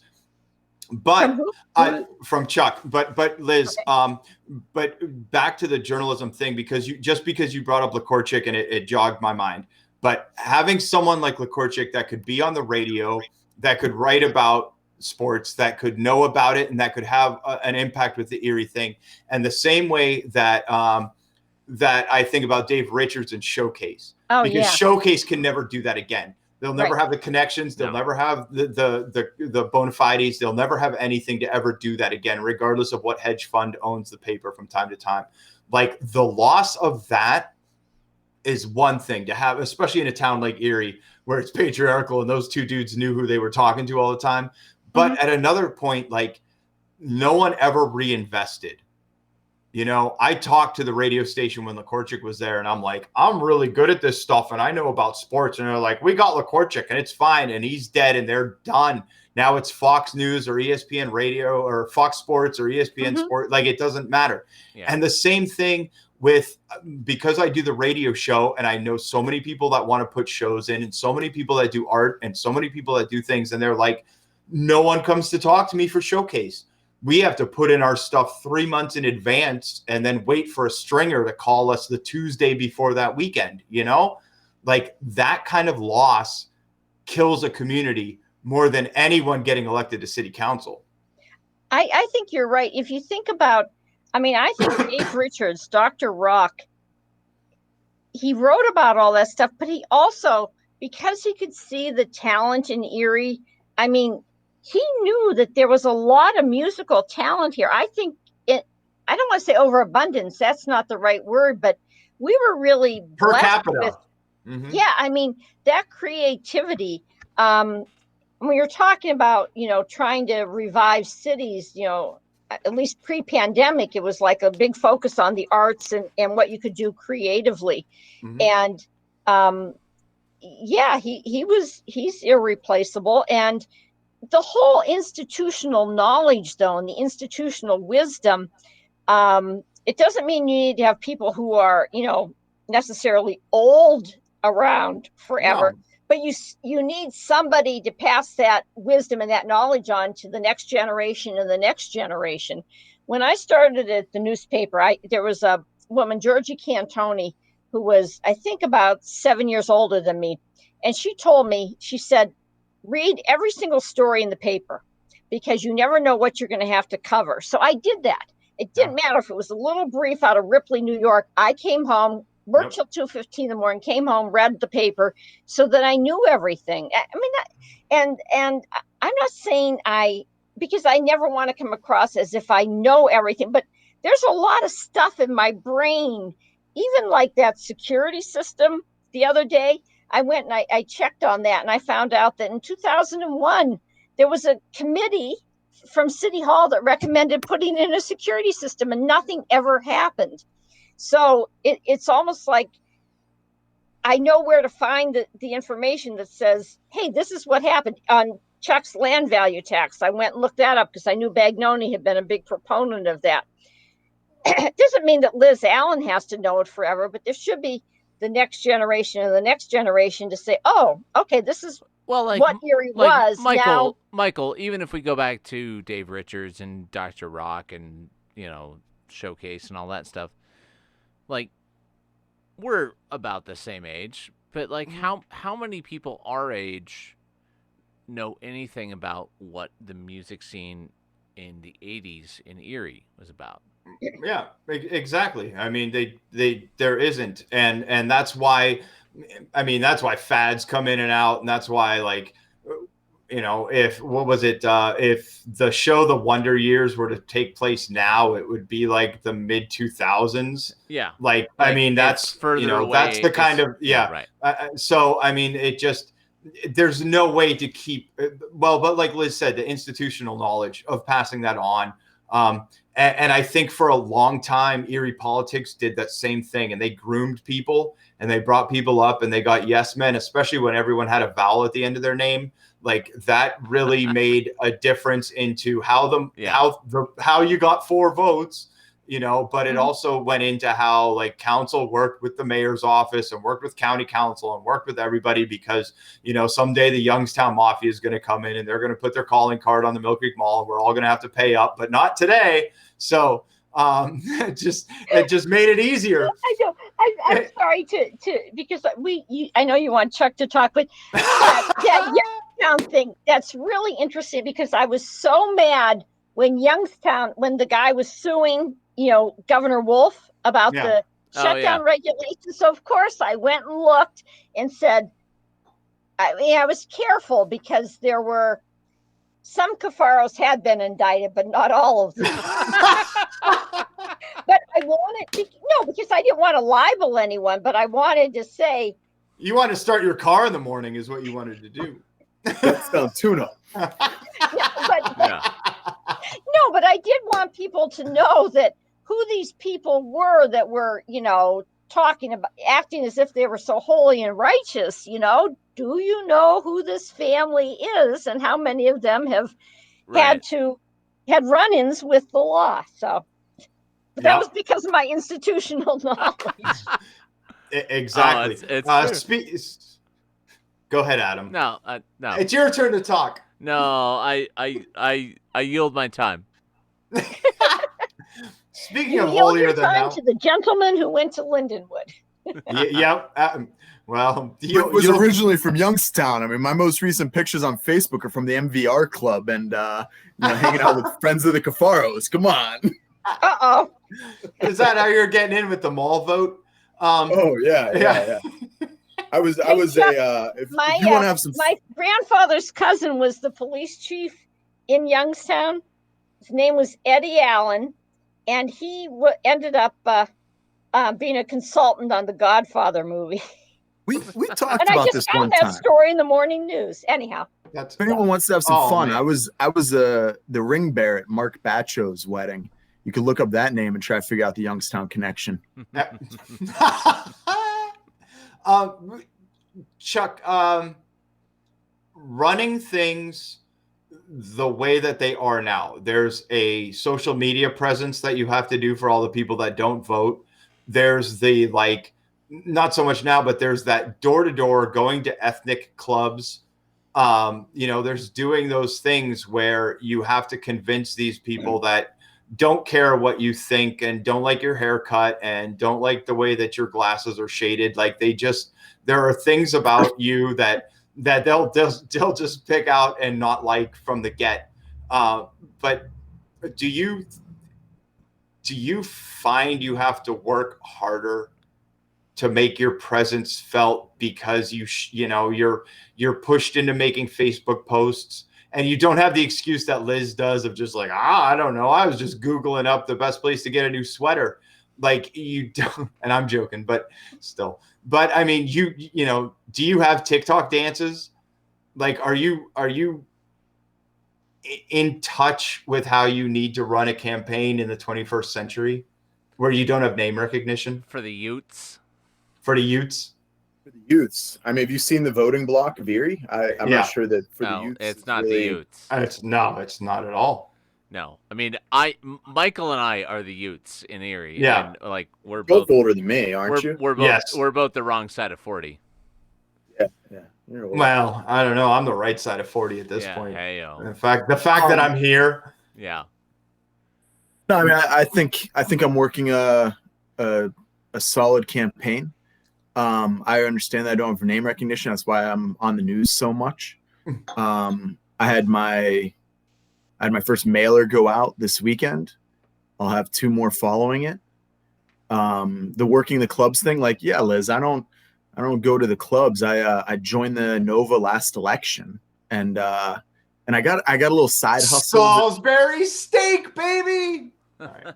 I got a little side hustle where I work servicing machines, and they're in 20 different clubs in Erie. So I pop into those, and my boss tells me that he wants me to talk to people on the way in and out, and that works well for the campaign. That I think everybody in every Polish club or athletic club or whatever. I don't know why the athletic clubs are called that, because I don't see any There's athletic nothing stuff happening. going on in those clubs. But I walk through those clubs. Get a good massage. I walk through those clubs 3 days a week and introduce myself as Chuck Nelson across them, and they just think that I'm the guy that comes and services the machines that they use. I'm the man behind the man that works a soft machine. Anyway, but I mean, Metal from Turner reference. Boop, boop. My campaign will end up being a lot more expensive than Liz's because I don't have the name recognition. Yeah. I'm sure I'll knock on way more doors than her because I don't have the name recognition. Do you have a picture of you in a Carhartt pointing off in the distance? Because I hear that works. Hard hats, just in case they have a problem with my hair too. Yeah, everywhere, man. But honestly, I'm working my butt off this election. I'm going to raise about 4 times as much money as I did last time. I've got a free event so that, we don't want money to be a barrier to access to candidates, but I've got an event at the Nova Aurora on Wednesday. What time? 5 to 8. Mm-hmm. And actually all the candidates will be welcome to speak. If Liz would like to come to one of the ethnic clubs in town, she's welcome to speak. She can even have a couple free Bud Lights.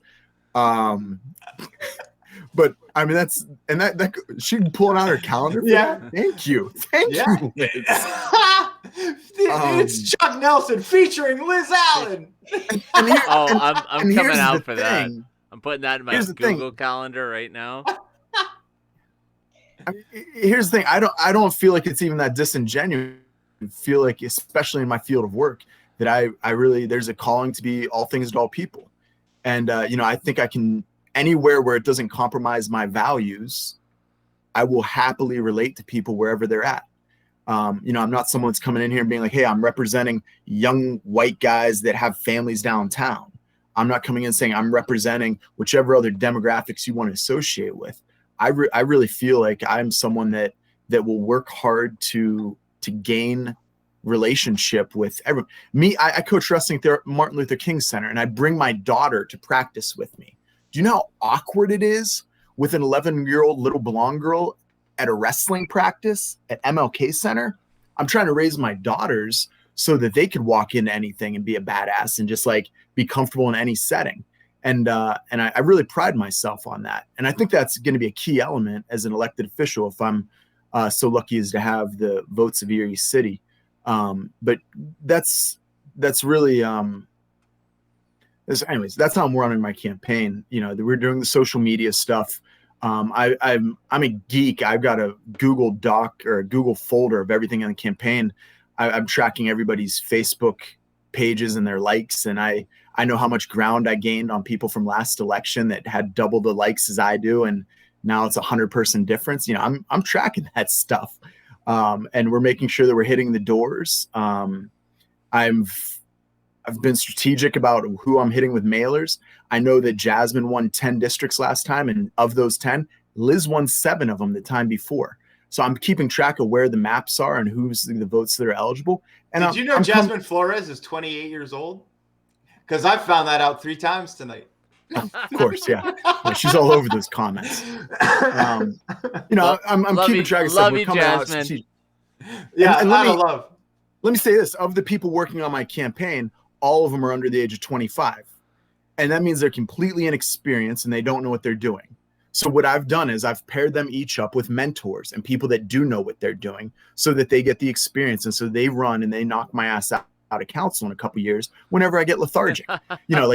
My goal is to bring people along with me. And I don't need some old boys telling me how to run the campaign, but I'm happy to introduce my 22-year-old President of Model UN campaign manager from Penn State Barron to a bunch of old boys. They'll tell her how to do these things. And they think it's, So they think it's fun. how come you aren't introducing them to any old women though? Because see, that's the key. And when Liz, and I both know that introducing people to old women is not the key in Erie. It's introducing them to old men with all the money. Plus, why would you want to work for a campaign when you could be a sugar baby for an old dude in Erie that runs an Oliver's? Anyway, Liz, it's because I'm saying is that because this is the face that I want to put out there. I'm going to stick to this. Yes. That until we start thinking differently in Erie, I guess you have to go to hang out with the old boys. But we have Judy Lynch, we had Joyce Savacchio, we had Jessica Haran Kunso, we had Ruby Jenkins' husband. We have gone backwards in that regard. Yeah. I introduced them to some young girls that have managed campaigns. When I was, when there was remember when Hillary Clinton went and spoke in China, the year of the woman or something. AAUW in Erie did a report on the status of women in Erie, and one of my friends was involved with it, and she said they got most of their information from Ruby Jenkins' husband, and Ruby ran for mayor last time, and she worked on Parade Street. So I think that we need to. Well, there are also like remember 14 the people contributions who ran for mayor of women. last time. Selena King, the last time I was running, had a forum for women candidates, and we read a report about, and this was before the whole she should run and everything. Right. And if you think of the success, I mean, what this report said that women weren't used to, competing on sports teams. But I think it's time to change the paradigm. I don't think it should be. Liz, I'm gonna on do your it. side. If that's the Yep. last thing I do, I'm changing that. I am changing it so that no future candidate feels like they have to go to the Polish Falcons in order to get elected. Because let me tell you one other thing They should. about those Everyone ethnic should. clubs. Yeah. They discriminated, and they against people of color. They discriminated against women.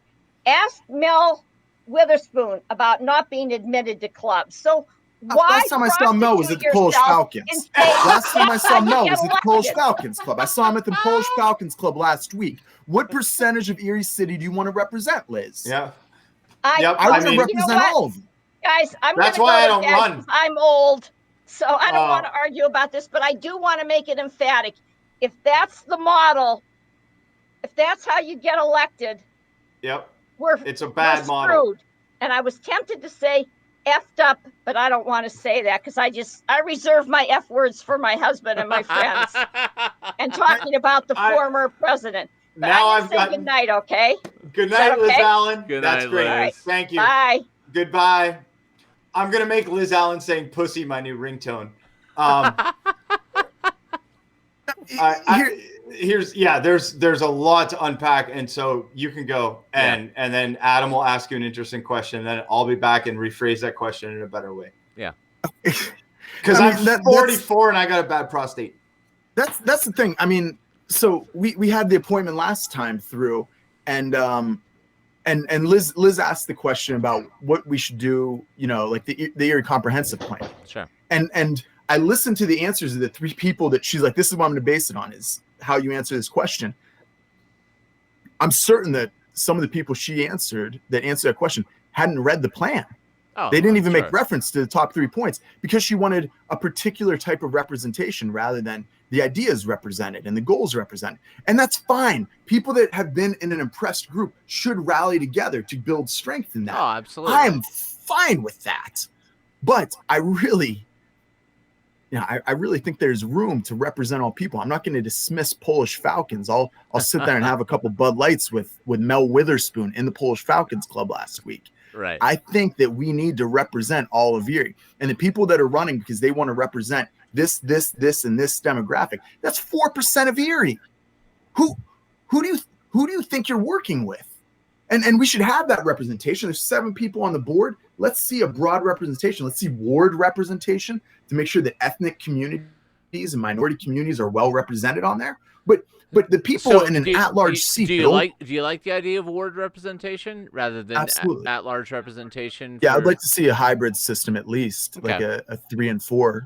But that's something I advocated for last time. I got a really geeky outline on it. I haven't been talking about it. No, talk about it. Let's hear it.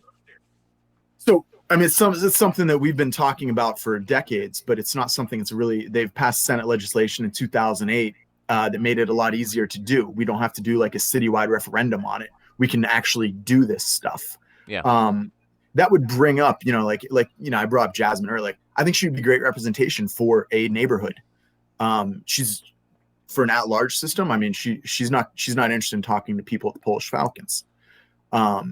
She's been there. I've actually seen her at the Polish Falcons too, so I shouldn't say that. She's happy to cross that barrier. Hi, Jasmine. Not the last one I said, but I started 2 years ago with Polish Falcons Dingus Day. I think that would be something that represents neighborhoods, that gets voices heard. And I also think it'd be good for the neighborhoods. When you look at how neighborhoods have been left behind, redlining and historic policies to get them represented, it needs to happen. But there's home rule charter. There's things that need to come to really make it easy and applicable. But ward representation was one of my big 3 points last time. I haven't talked about it much, but yeah, I think it's essential. We got 8 out of the 10 elected officials in Erie City are from the 5th Ward. That's ridiculous. Sure, yeah. Well, and I bring that up in West Bayfront. I'll send a mailer out to the West Bayfront in the next 2 weeks. And both you and Liz tonight talked about the magical 4 votes, and we had Jasmine and Elspeth and Kendrick, the panel that are running together. We had them on a few weeks ago, and they were talking about the magical 4 votes, just like both of you guys tonight have. And been on the 3-vote side of it so much, though. Well, that's why she's stressed out. well, about it. and And 2 of her votes are leaving. and the three of them kind of, I mean, it seems that they see Liz as the ally who is the 4th vote to their 3 votes. So I don't know, where do you see yourself fitting into that 4 votes that's on the side of, the social justice 4 votes? 4, but also 5, because you need to make it a veto proof. Sure. You need to have someone who can bring in 5 votes. Yeah, who are you voting for mayor? No, I'm just kidding. Answering. No, he's not kidding. I was a non-vote. I'm a Democratic committee member, and they asked me a question, so I went non-vote. Wow. At every round. Well, that's unfortunate. Yeah, that's No, I mean, what do you? Oh, yeah, I know, but I mean, I took Sydney out for coffee right after that, and we talked about. I think there's 3 things we're looking for: head, heart, and guts. And honestly, of the 3 candidates, I think each one of them has one of those that they're the best. Okay. I think Sydney clearly has the best heart for it. I think that Spago has the best guts for it, and I think that Schember has the best head for it. And experience plays into that. Yeah, well, that's a little more I really care to say about it. I don't even like. It's so performative at this point because there are issues that can only be solved at a national level. There are things that can only be done at a national level. There is money that is being tied up at a state level. There are concessions that need to be made at a county level.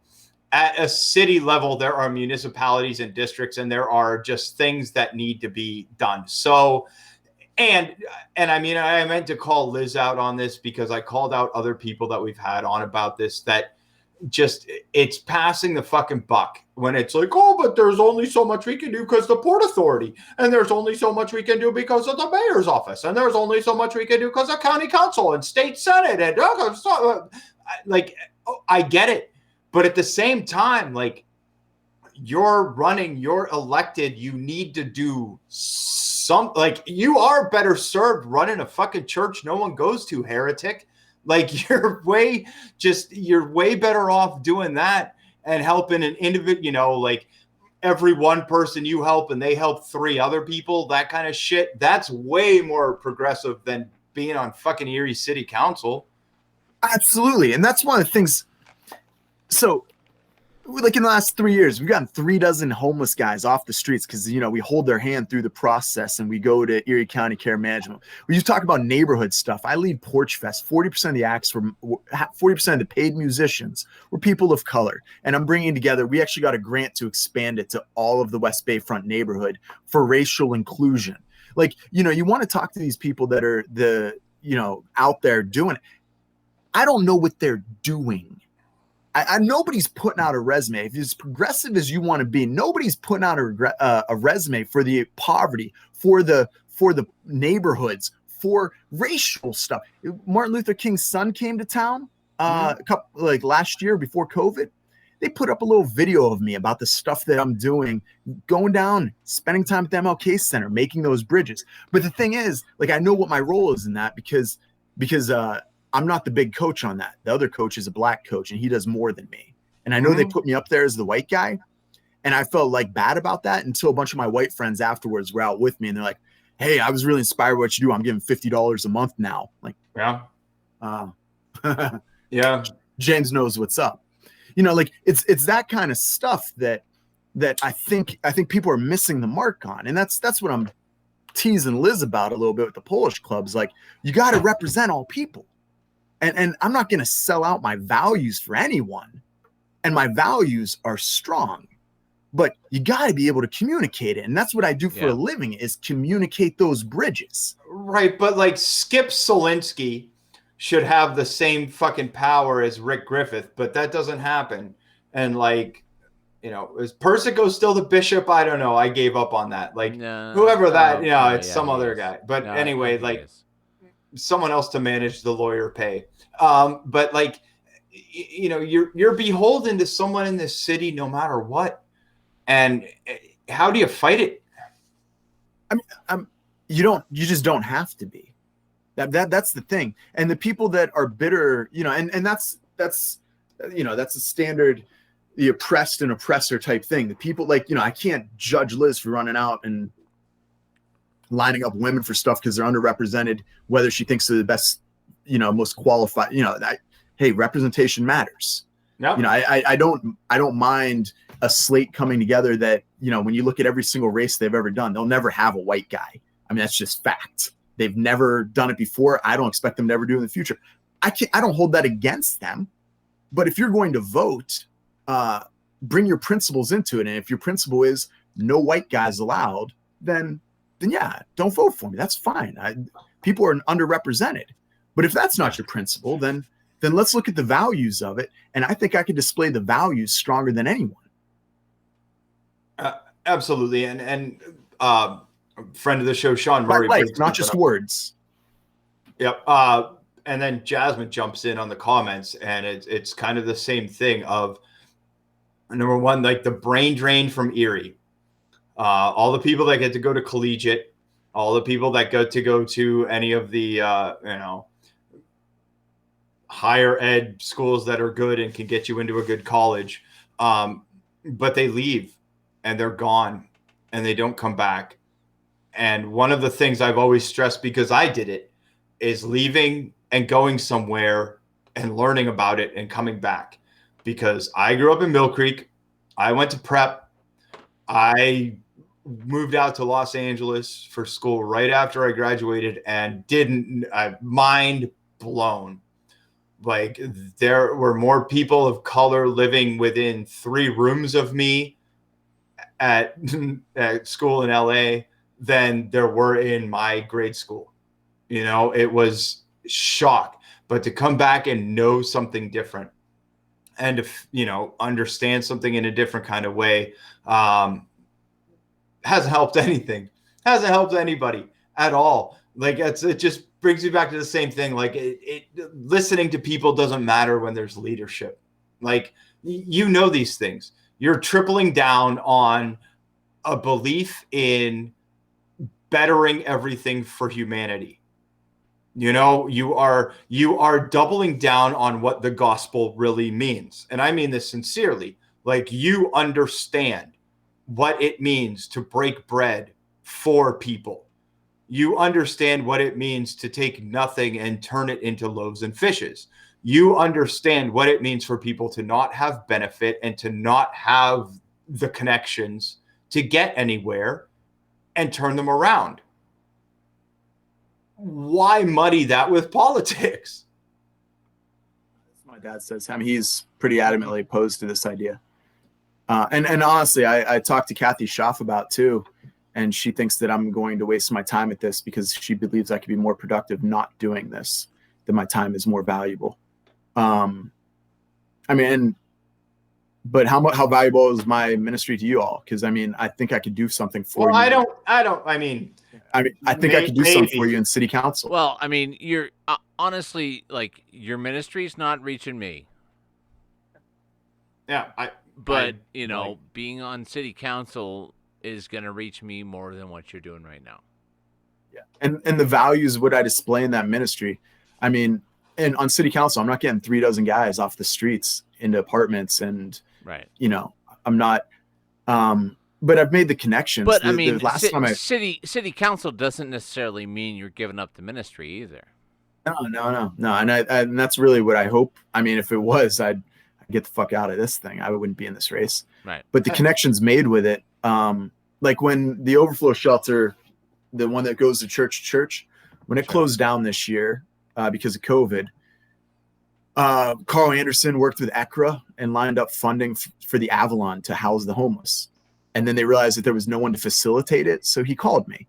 That wouldn't have happened if it wasn't for me running for city council. Right. And when he called me, I slept in the hallway that week, and I lined up volunteers from my church to take turns sleeping each night in the hallway to make sure that everybody was socially distant and safe.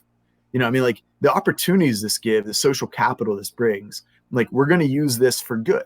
And here's actually, I won't say who it was, but I was out door to door last time around, I talked to a guy and I talked about upward mobility.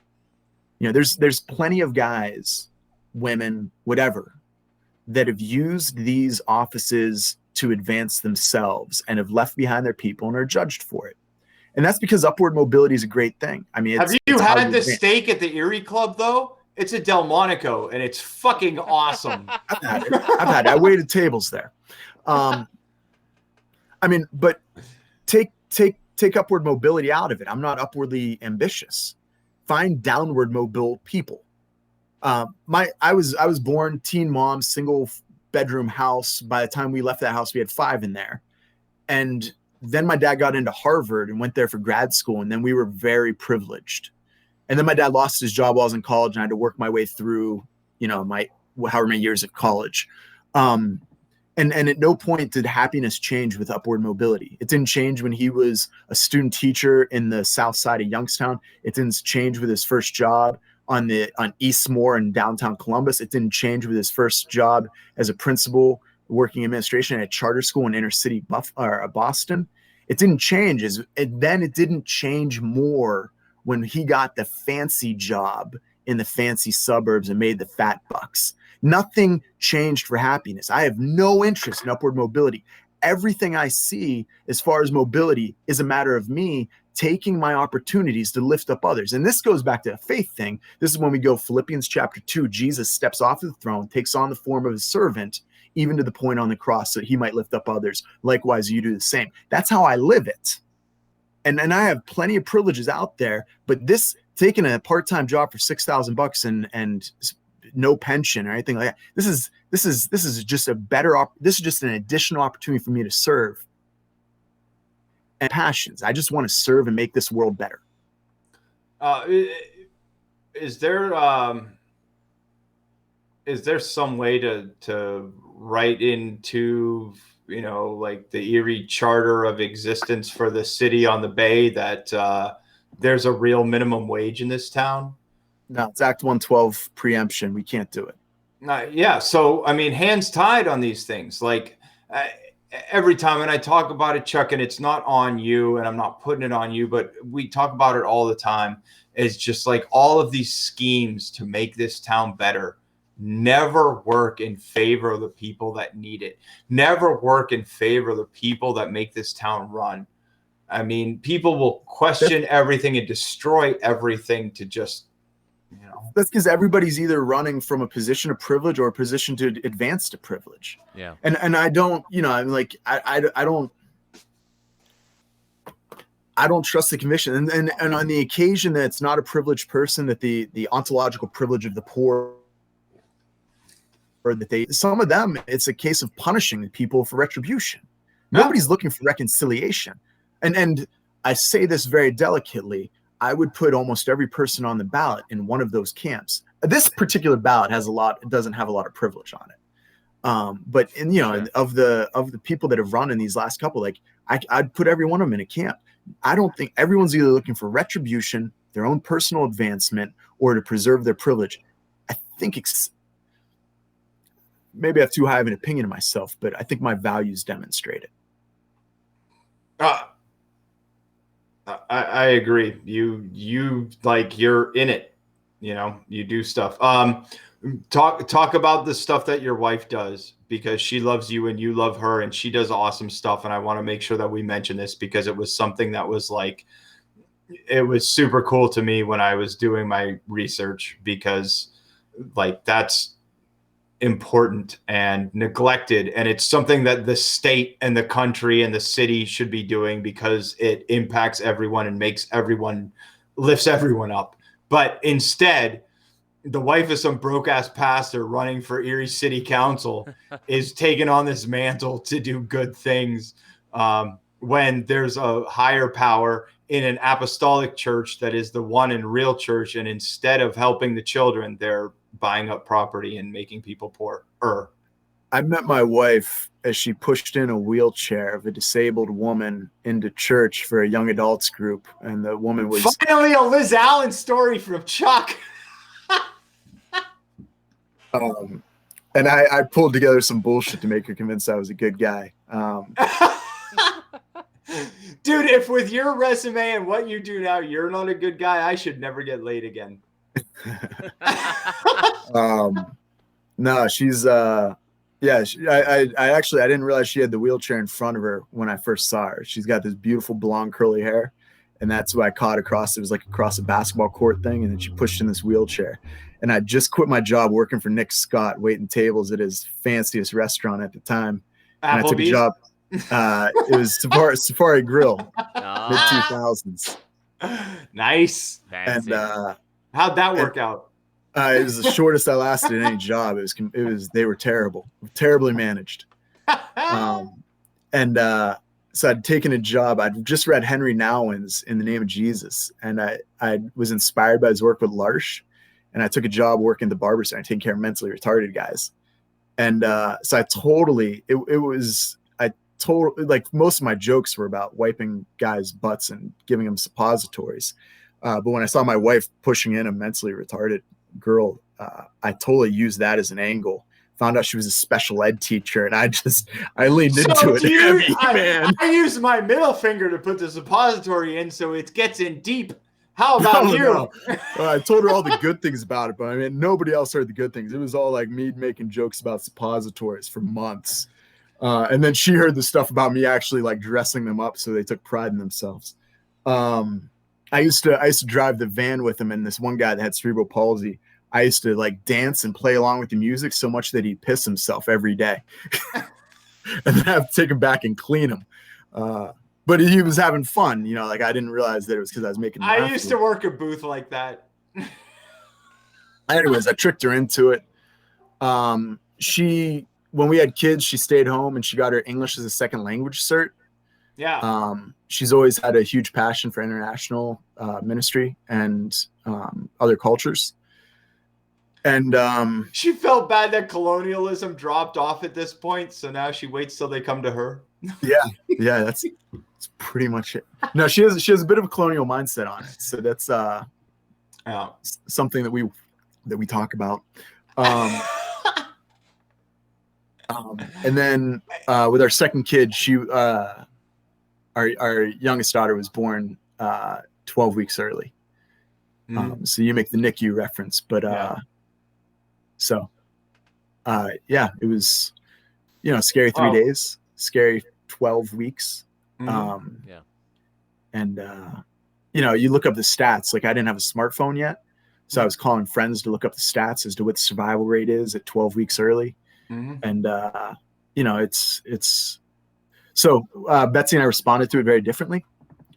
She got super involved with Grady's decision, organized a 5K that's raised like 10, 15,000 every year they've done it. And she's done it for like, I don't know, 6 years now. And then I haven't been back into a NICU since, and I have nothing to do with premature babies. And the one time that she made me drop off blankets at the NICU, I had a panic attack and cried in the elevator. Like we deal with it differently. But so she's done a great work with Grady's Decision is the name of the organization. And then she works with ESL students, and then she has summers off and doesn't work full time as a teacher. It's only like 20 hours a week. So she's just a great mom, and then helps with our ministry immensely. So it's been a blessing, and you know, really, I had a vision for what I wanted for my life, and it was a strong vision, and it was very deliberate effort to find a woman that would fit that. So through college, there was only one girl that lasted longer than a month with me because I was a bit of a man whore. Yeah, because I was a bit of a man whore, and because I was like, no, this one's not going to work. So I dumped that Hooters waitress I was dating before. Checklist. You were not on it. Her pussy's in the wrong place. Anyway, yeah, I get it. So, yeah, we got married when I was 23. Oh shit!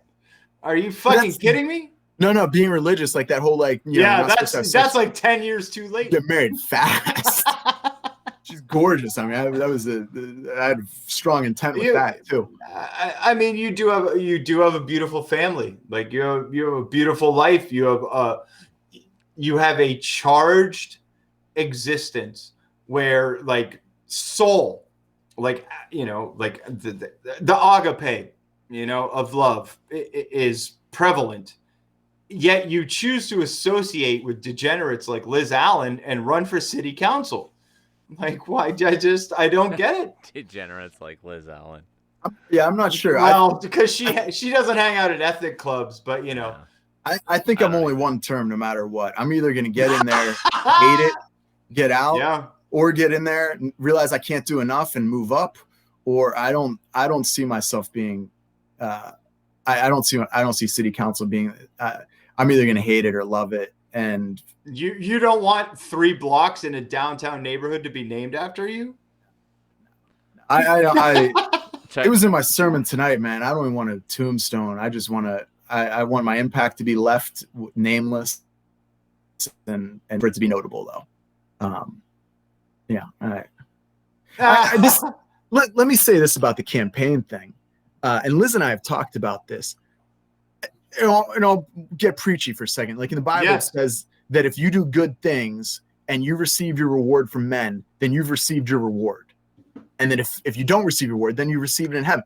Like getting vaccines for the homeless, I think I'm like giving up the most valuable things to take credit for it so that I could politicize it and maybe get elected. Like those are the things that literally keep me up at night. And I don't, maybe it's the 4th beer talking, but I don't even know how to like stomach some of that stuff. Yeah. And I don't know if it's going to get better in 4 years. So I don't know that I do more than 4 years on council. Are we still being recorded? I should. Yeah. Oh yeah. Oh yeah. You're doing great. Nobody's tracking with us anymore. Finally, you get. Oh, they're all mining this. Yeah, this is all Oppo research right now. Yeah, this is all screen grabbing this shit for campaign material. Yep. Mm-hmm. Yep. Chuck, I honestly, like, I went into this wanting to hate. I mean, just because I, you know, because of the hip youth pastor energy. Yeah, the hip youth pastor energy really does it. You could have been a Netflix documentary, but instead you're running for city council.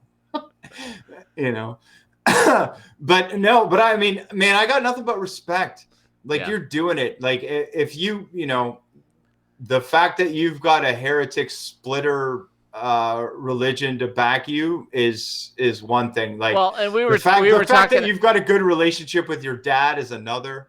But we were talking about it around the house here the other day, and like we're like highly suspicious of people with that like hip youth pastor energy too. But like you seem to be coming to it from like a place of service, and yeah, I mean it's coming from a service place for you, and like I can see that. And the hip youth pastor thing bankrolls us. It does, and I'm joking. No, you're hitting. We have those summer mission trips. Yeah. Do you guys know about this part of our thing? So we charge $350 a head. We're going to Negril for our. No. They come to Erie. The most impoverished zip code in the nation. And I'm going to bring in 100 people this summer, charging $350 a head with my hip youth pastor energy. Have them serve throughout all of the Erie neighborhoods. They're going to go back. They're going to tell all their moms and dads how much they love us, and then they'll continue writing us checks. That's where we get 70% of our revenue. Nobody's ever done it. Like I just made this stuff up. It's like just creative stuff so that we can keep doing the right kind of ministry, because no one wants to write checks to care for the homeless. I wanted to ask you about this earlier. Like, how crazy is it that you don't get to go to like fucking Bora Bora to tell people about the Lord and Savior Jesus Christ, but you have other people come to Erie to fucking be witness and to fucking serve the poorest zip code in the first world country of all countries, like the 21st century Rome. You need to have privileged white kids full of guilt come here so they don't masturbate and they help homeless people. We've had one black person come and they were adopted. Yeah, I mean, I'm totally tapping. That's the best part about it is you get it. You get the con, but you're in on it. I love it. And the pastors that bring their kids, they get the con too. Like I tell them, hey, I know your church won't fund us doing us, but like, why don't you bring them here and I'll just teach them, educate them. Bishop's Breakfast is hosted at our building, 70 homeless guys having breakfast in the morning. We make the kids just eat with them. And like, if a guy is like particularly dangerous or something, then I point him out and say, hey, go sit with that guy. And then I try to like gear the kids towards certain other homeless people that have like, you know, and it becomes relational. And then they go and they tag clothes at the Salvation Army and hear someone's testimony about overcoming addiction and stuff like that. That's like, you know, we'll take them to a baseball game and Logan Shore, the pitcher, will like give them a wave and sign some autographs and tell them to love Jesus. We bring all of that into it, but it's an educational experience. Like I sit there and I deconstruct the whole thing with them every night. It's educational, but it's also safe. Yeah. Yeah. I mean, they pay for the safety and the lack of safety. The danger of it is half the appeal, Right? is because I'm bringing them into settings where there's a guy with DVA sexual intercourse, you know, registered, and I make sure the youth pastor sits with them instead of the girls. Sure. So no, I'm the Wow, youth pastor. You're ready vibe for thing. Erie City Council. I think it's a promising future for our city. Without a doubt. Chuck Nelson,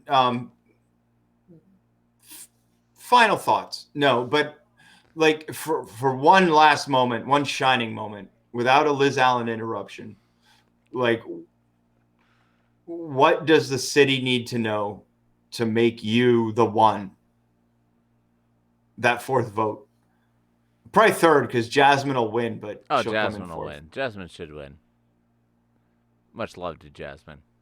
Plus Sean Murray, that's why I was touching my nose, because you're like tech mafia. So that was the whole like, you're right.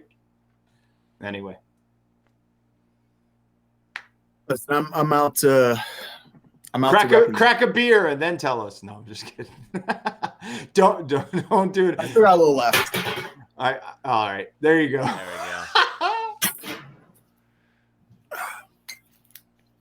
go. No. I guess into German words territory. If we start opening the second bottle. It's gonna be a Jim Arts episode. Let's go. Yeah, we're just talking about those mission trips, and here's the thing, and this is why, I think this is something Liz holds against me, is that I offer to be a bridge, and like I'll sit there, like I sat down with Brzezinski and I was joking around at the Polish Falcons Club last week with Mel, right? Mm-hmm. Sure. And I like he brought up the broad thing, and I was like, man, that's like straight out of Mad Men. Like you can't say that shit anymore, bro. Right. Yep. And he laughs about it, but like, who's gonna say that to him?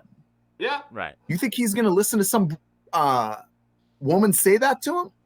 Dude. Who's he listening to? I hate to play Liz, but I want to interrupt because the reason that there is a cage at Perry Square is because of Occupy Erie, because of what happened in that gazebo.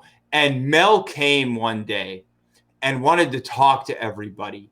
And it was just so derogatory and so just like, what world are you coming from? Like, what place? Like, do you just want to walk into the Hammermill Center and have everybody go spoon the rest of your life? Because it seems like that's where he's at. You know, like he ran for the prestige to continue because he doesn't give a fuck, because he knows, because he's listened to everybody, because everyone talks to him, because he goes to ethnic clubs, because he's a person of color. Like he knows the answer. Like he knows the root. Like he knows what people need and doesn't do it. And it fucking pisses me off as a middle-aged white guy to know his name for 40 fucking years and for what? You know, like Liz always deferring to women. Like for fucking what? Like Debbie McQuaid was a great writer, but she never did anything for Summit. They got the casino and then they fucked everybody over. Like it doesn't matter. Like Ruby Jenkins' husband, she was awesome and she cared, but nobody knows her name. Nobody gives a fuck no more. Yeah. You know, she didn't win. Like Spoon doesn't matter. You know, like it just, I want more for this fucking city full of talent and full of fucking people. And it's not. It's bayfront hotels and highways that lead to nowhere. You know? Anyway. Yeah. But how do we communicate that to people so that they hear? You don't. You stop listening. You stop talking and you just do. Like, that's what I mean by you. Like, you're doing it. You have solved more problems with a fucking prop picnic table than Erie City Council has done in the last 4 years. I mean it. You've pointed out more injustice with a $287 slab of fucking plywood from Lowe's, well, with a discount, than any vote that Liz has made. Any vote that Spoon has made. Like, any vote that anybody in the Democratic Party has made in 30 fucking years. This town ain't no different. It ain't no better, you know? People lose, people die, people starve. You know? What happens if I got a more visible platform in that? I mean, I just think I become a... Then you get to have dinner at Oliver's. Date night. It's nice work if you can get it. Yeah. Yeah, I like going to fancy places. That's the thing about waiting tables and tendon bar. They teach you too good a taste for you to afford. Yeah. That's why I need to have your $15 It's actually it's a $75 bottle for $16.95. I mean, but Wine Spectre 93. I mean, that's what do you want? But I mean, how can you get fried calamari at the Cork and then go back to eating Taco Bell? I don't get it. Flash fry is the future. Yeah. Anyway, but I think, I mean, how you ever gonna keep them down on the farm once they've seen Perry?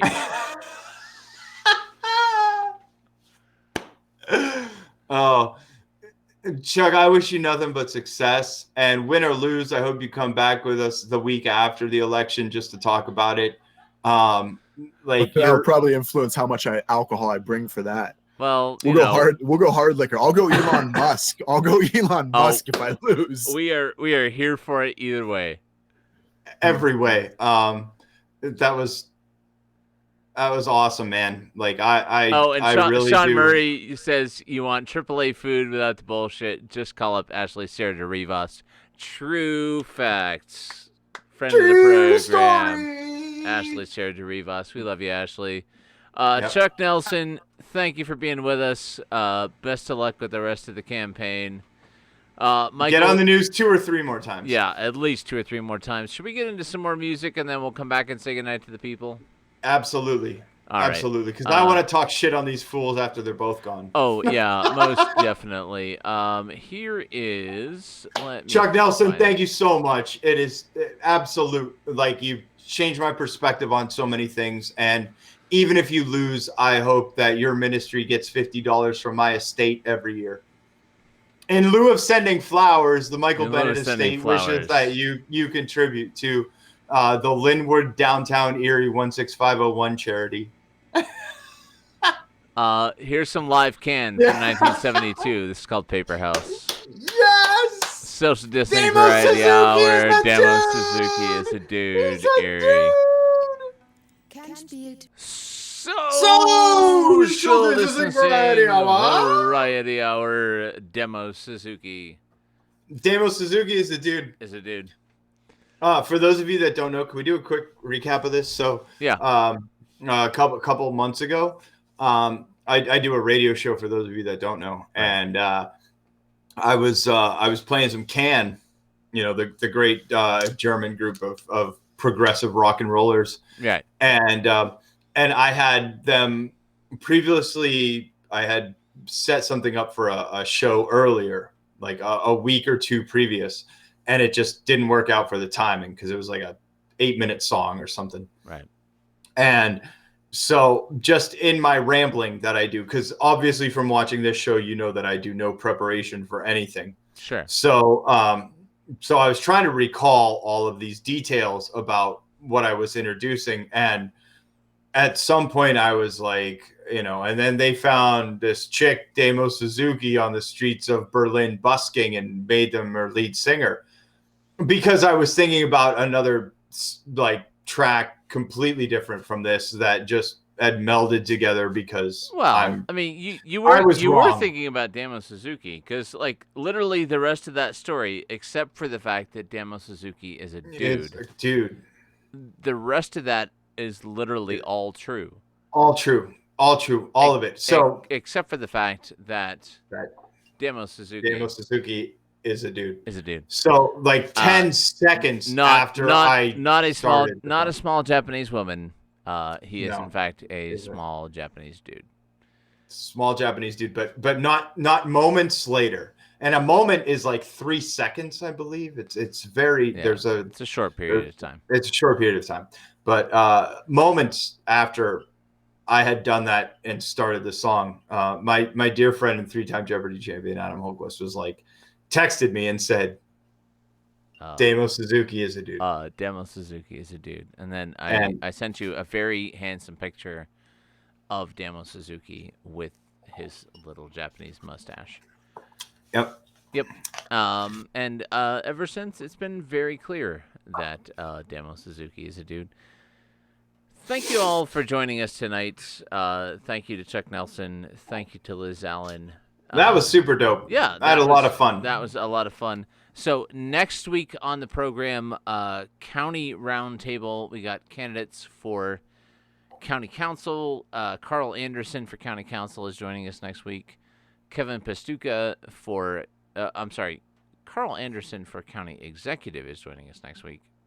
Kevin Pastuca for County Council is joining us Kevin's next coming week. on? Yep. Oh, great. Yep. Lydia Lath for County Council is joining us next week. Fantastic.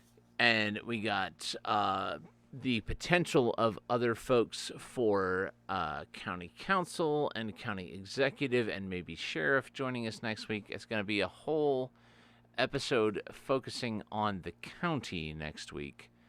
Adam, would you say that I have a plethora of county seats up next week? That would be a fair thing to say. Excellent. Plethora of guests next week. Spectacular. Don't you just love it when she rolls her R's? In the meantime, take care of yourselves. Take care of each other. Wash your hands.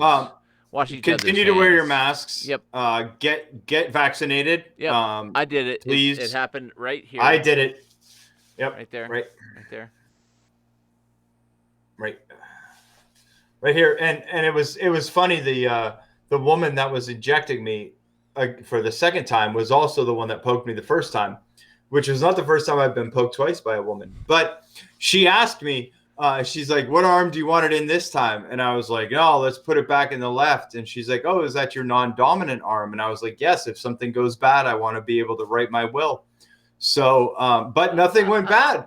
I mean, the day after was shitty and I was a bit groggy and sore, but now I'm back to my 40% baseline. Loving life as much as I did just before. Back to loving life 40%? 40% of life I'm loving. Gin and juice. Because I can't be on the air without alcohol, and I finished that bottle of Infinito. And we're still talking. Oh, man. Are we? That was great. Cheers to Liz Allen and her chamomile tea. Cheers to Liz Allen and her chamomile Chuck tea. Nelson. Cheers to Chuck Nelson for bringing me beer. More guests on the program should bring us alcohol. And more people who watch the show should help buy us alcohol. Support the show, patreon.com/SDVH. Avail yourselves of it.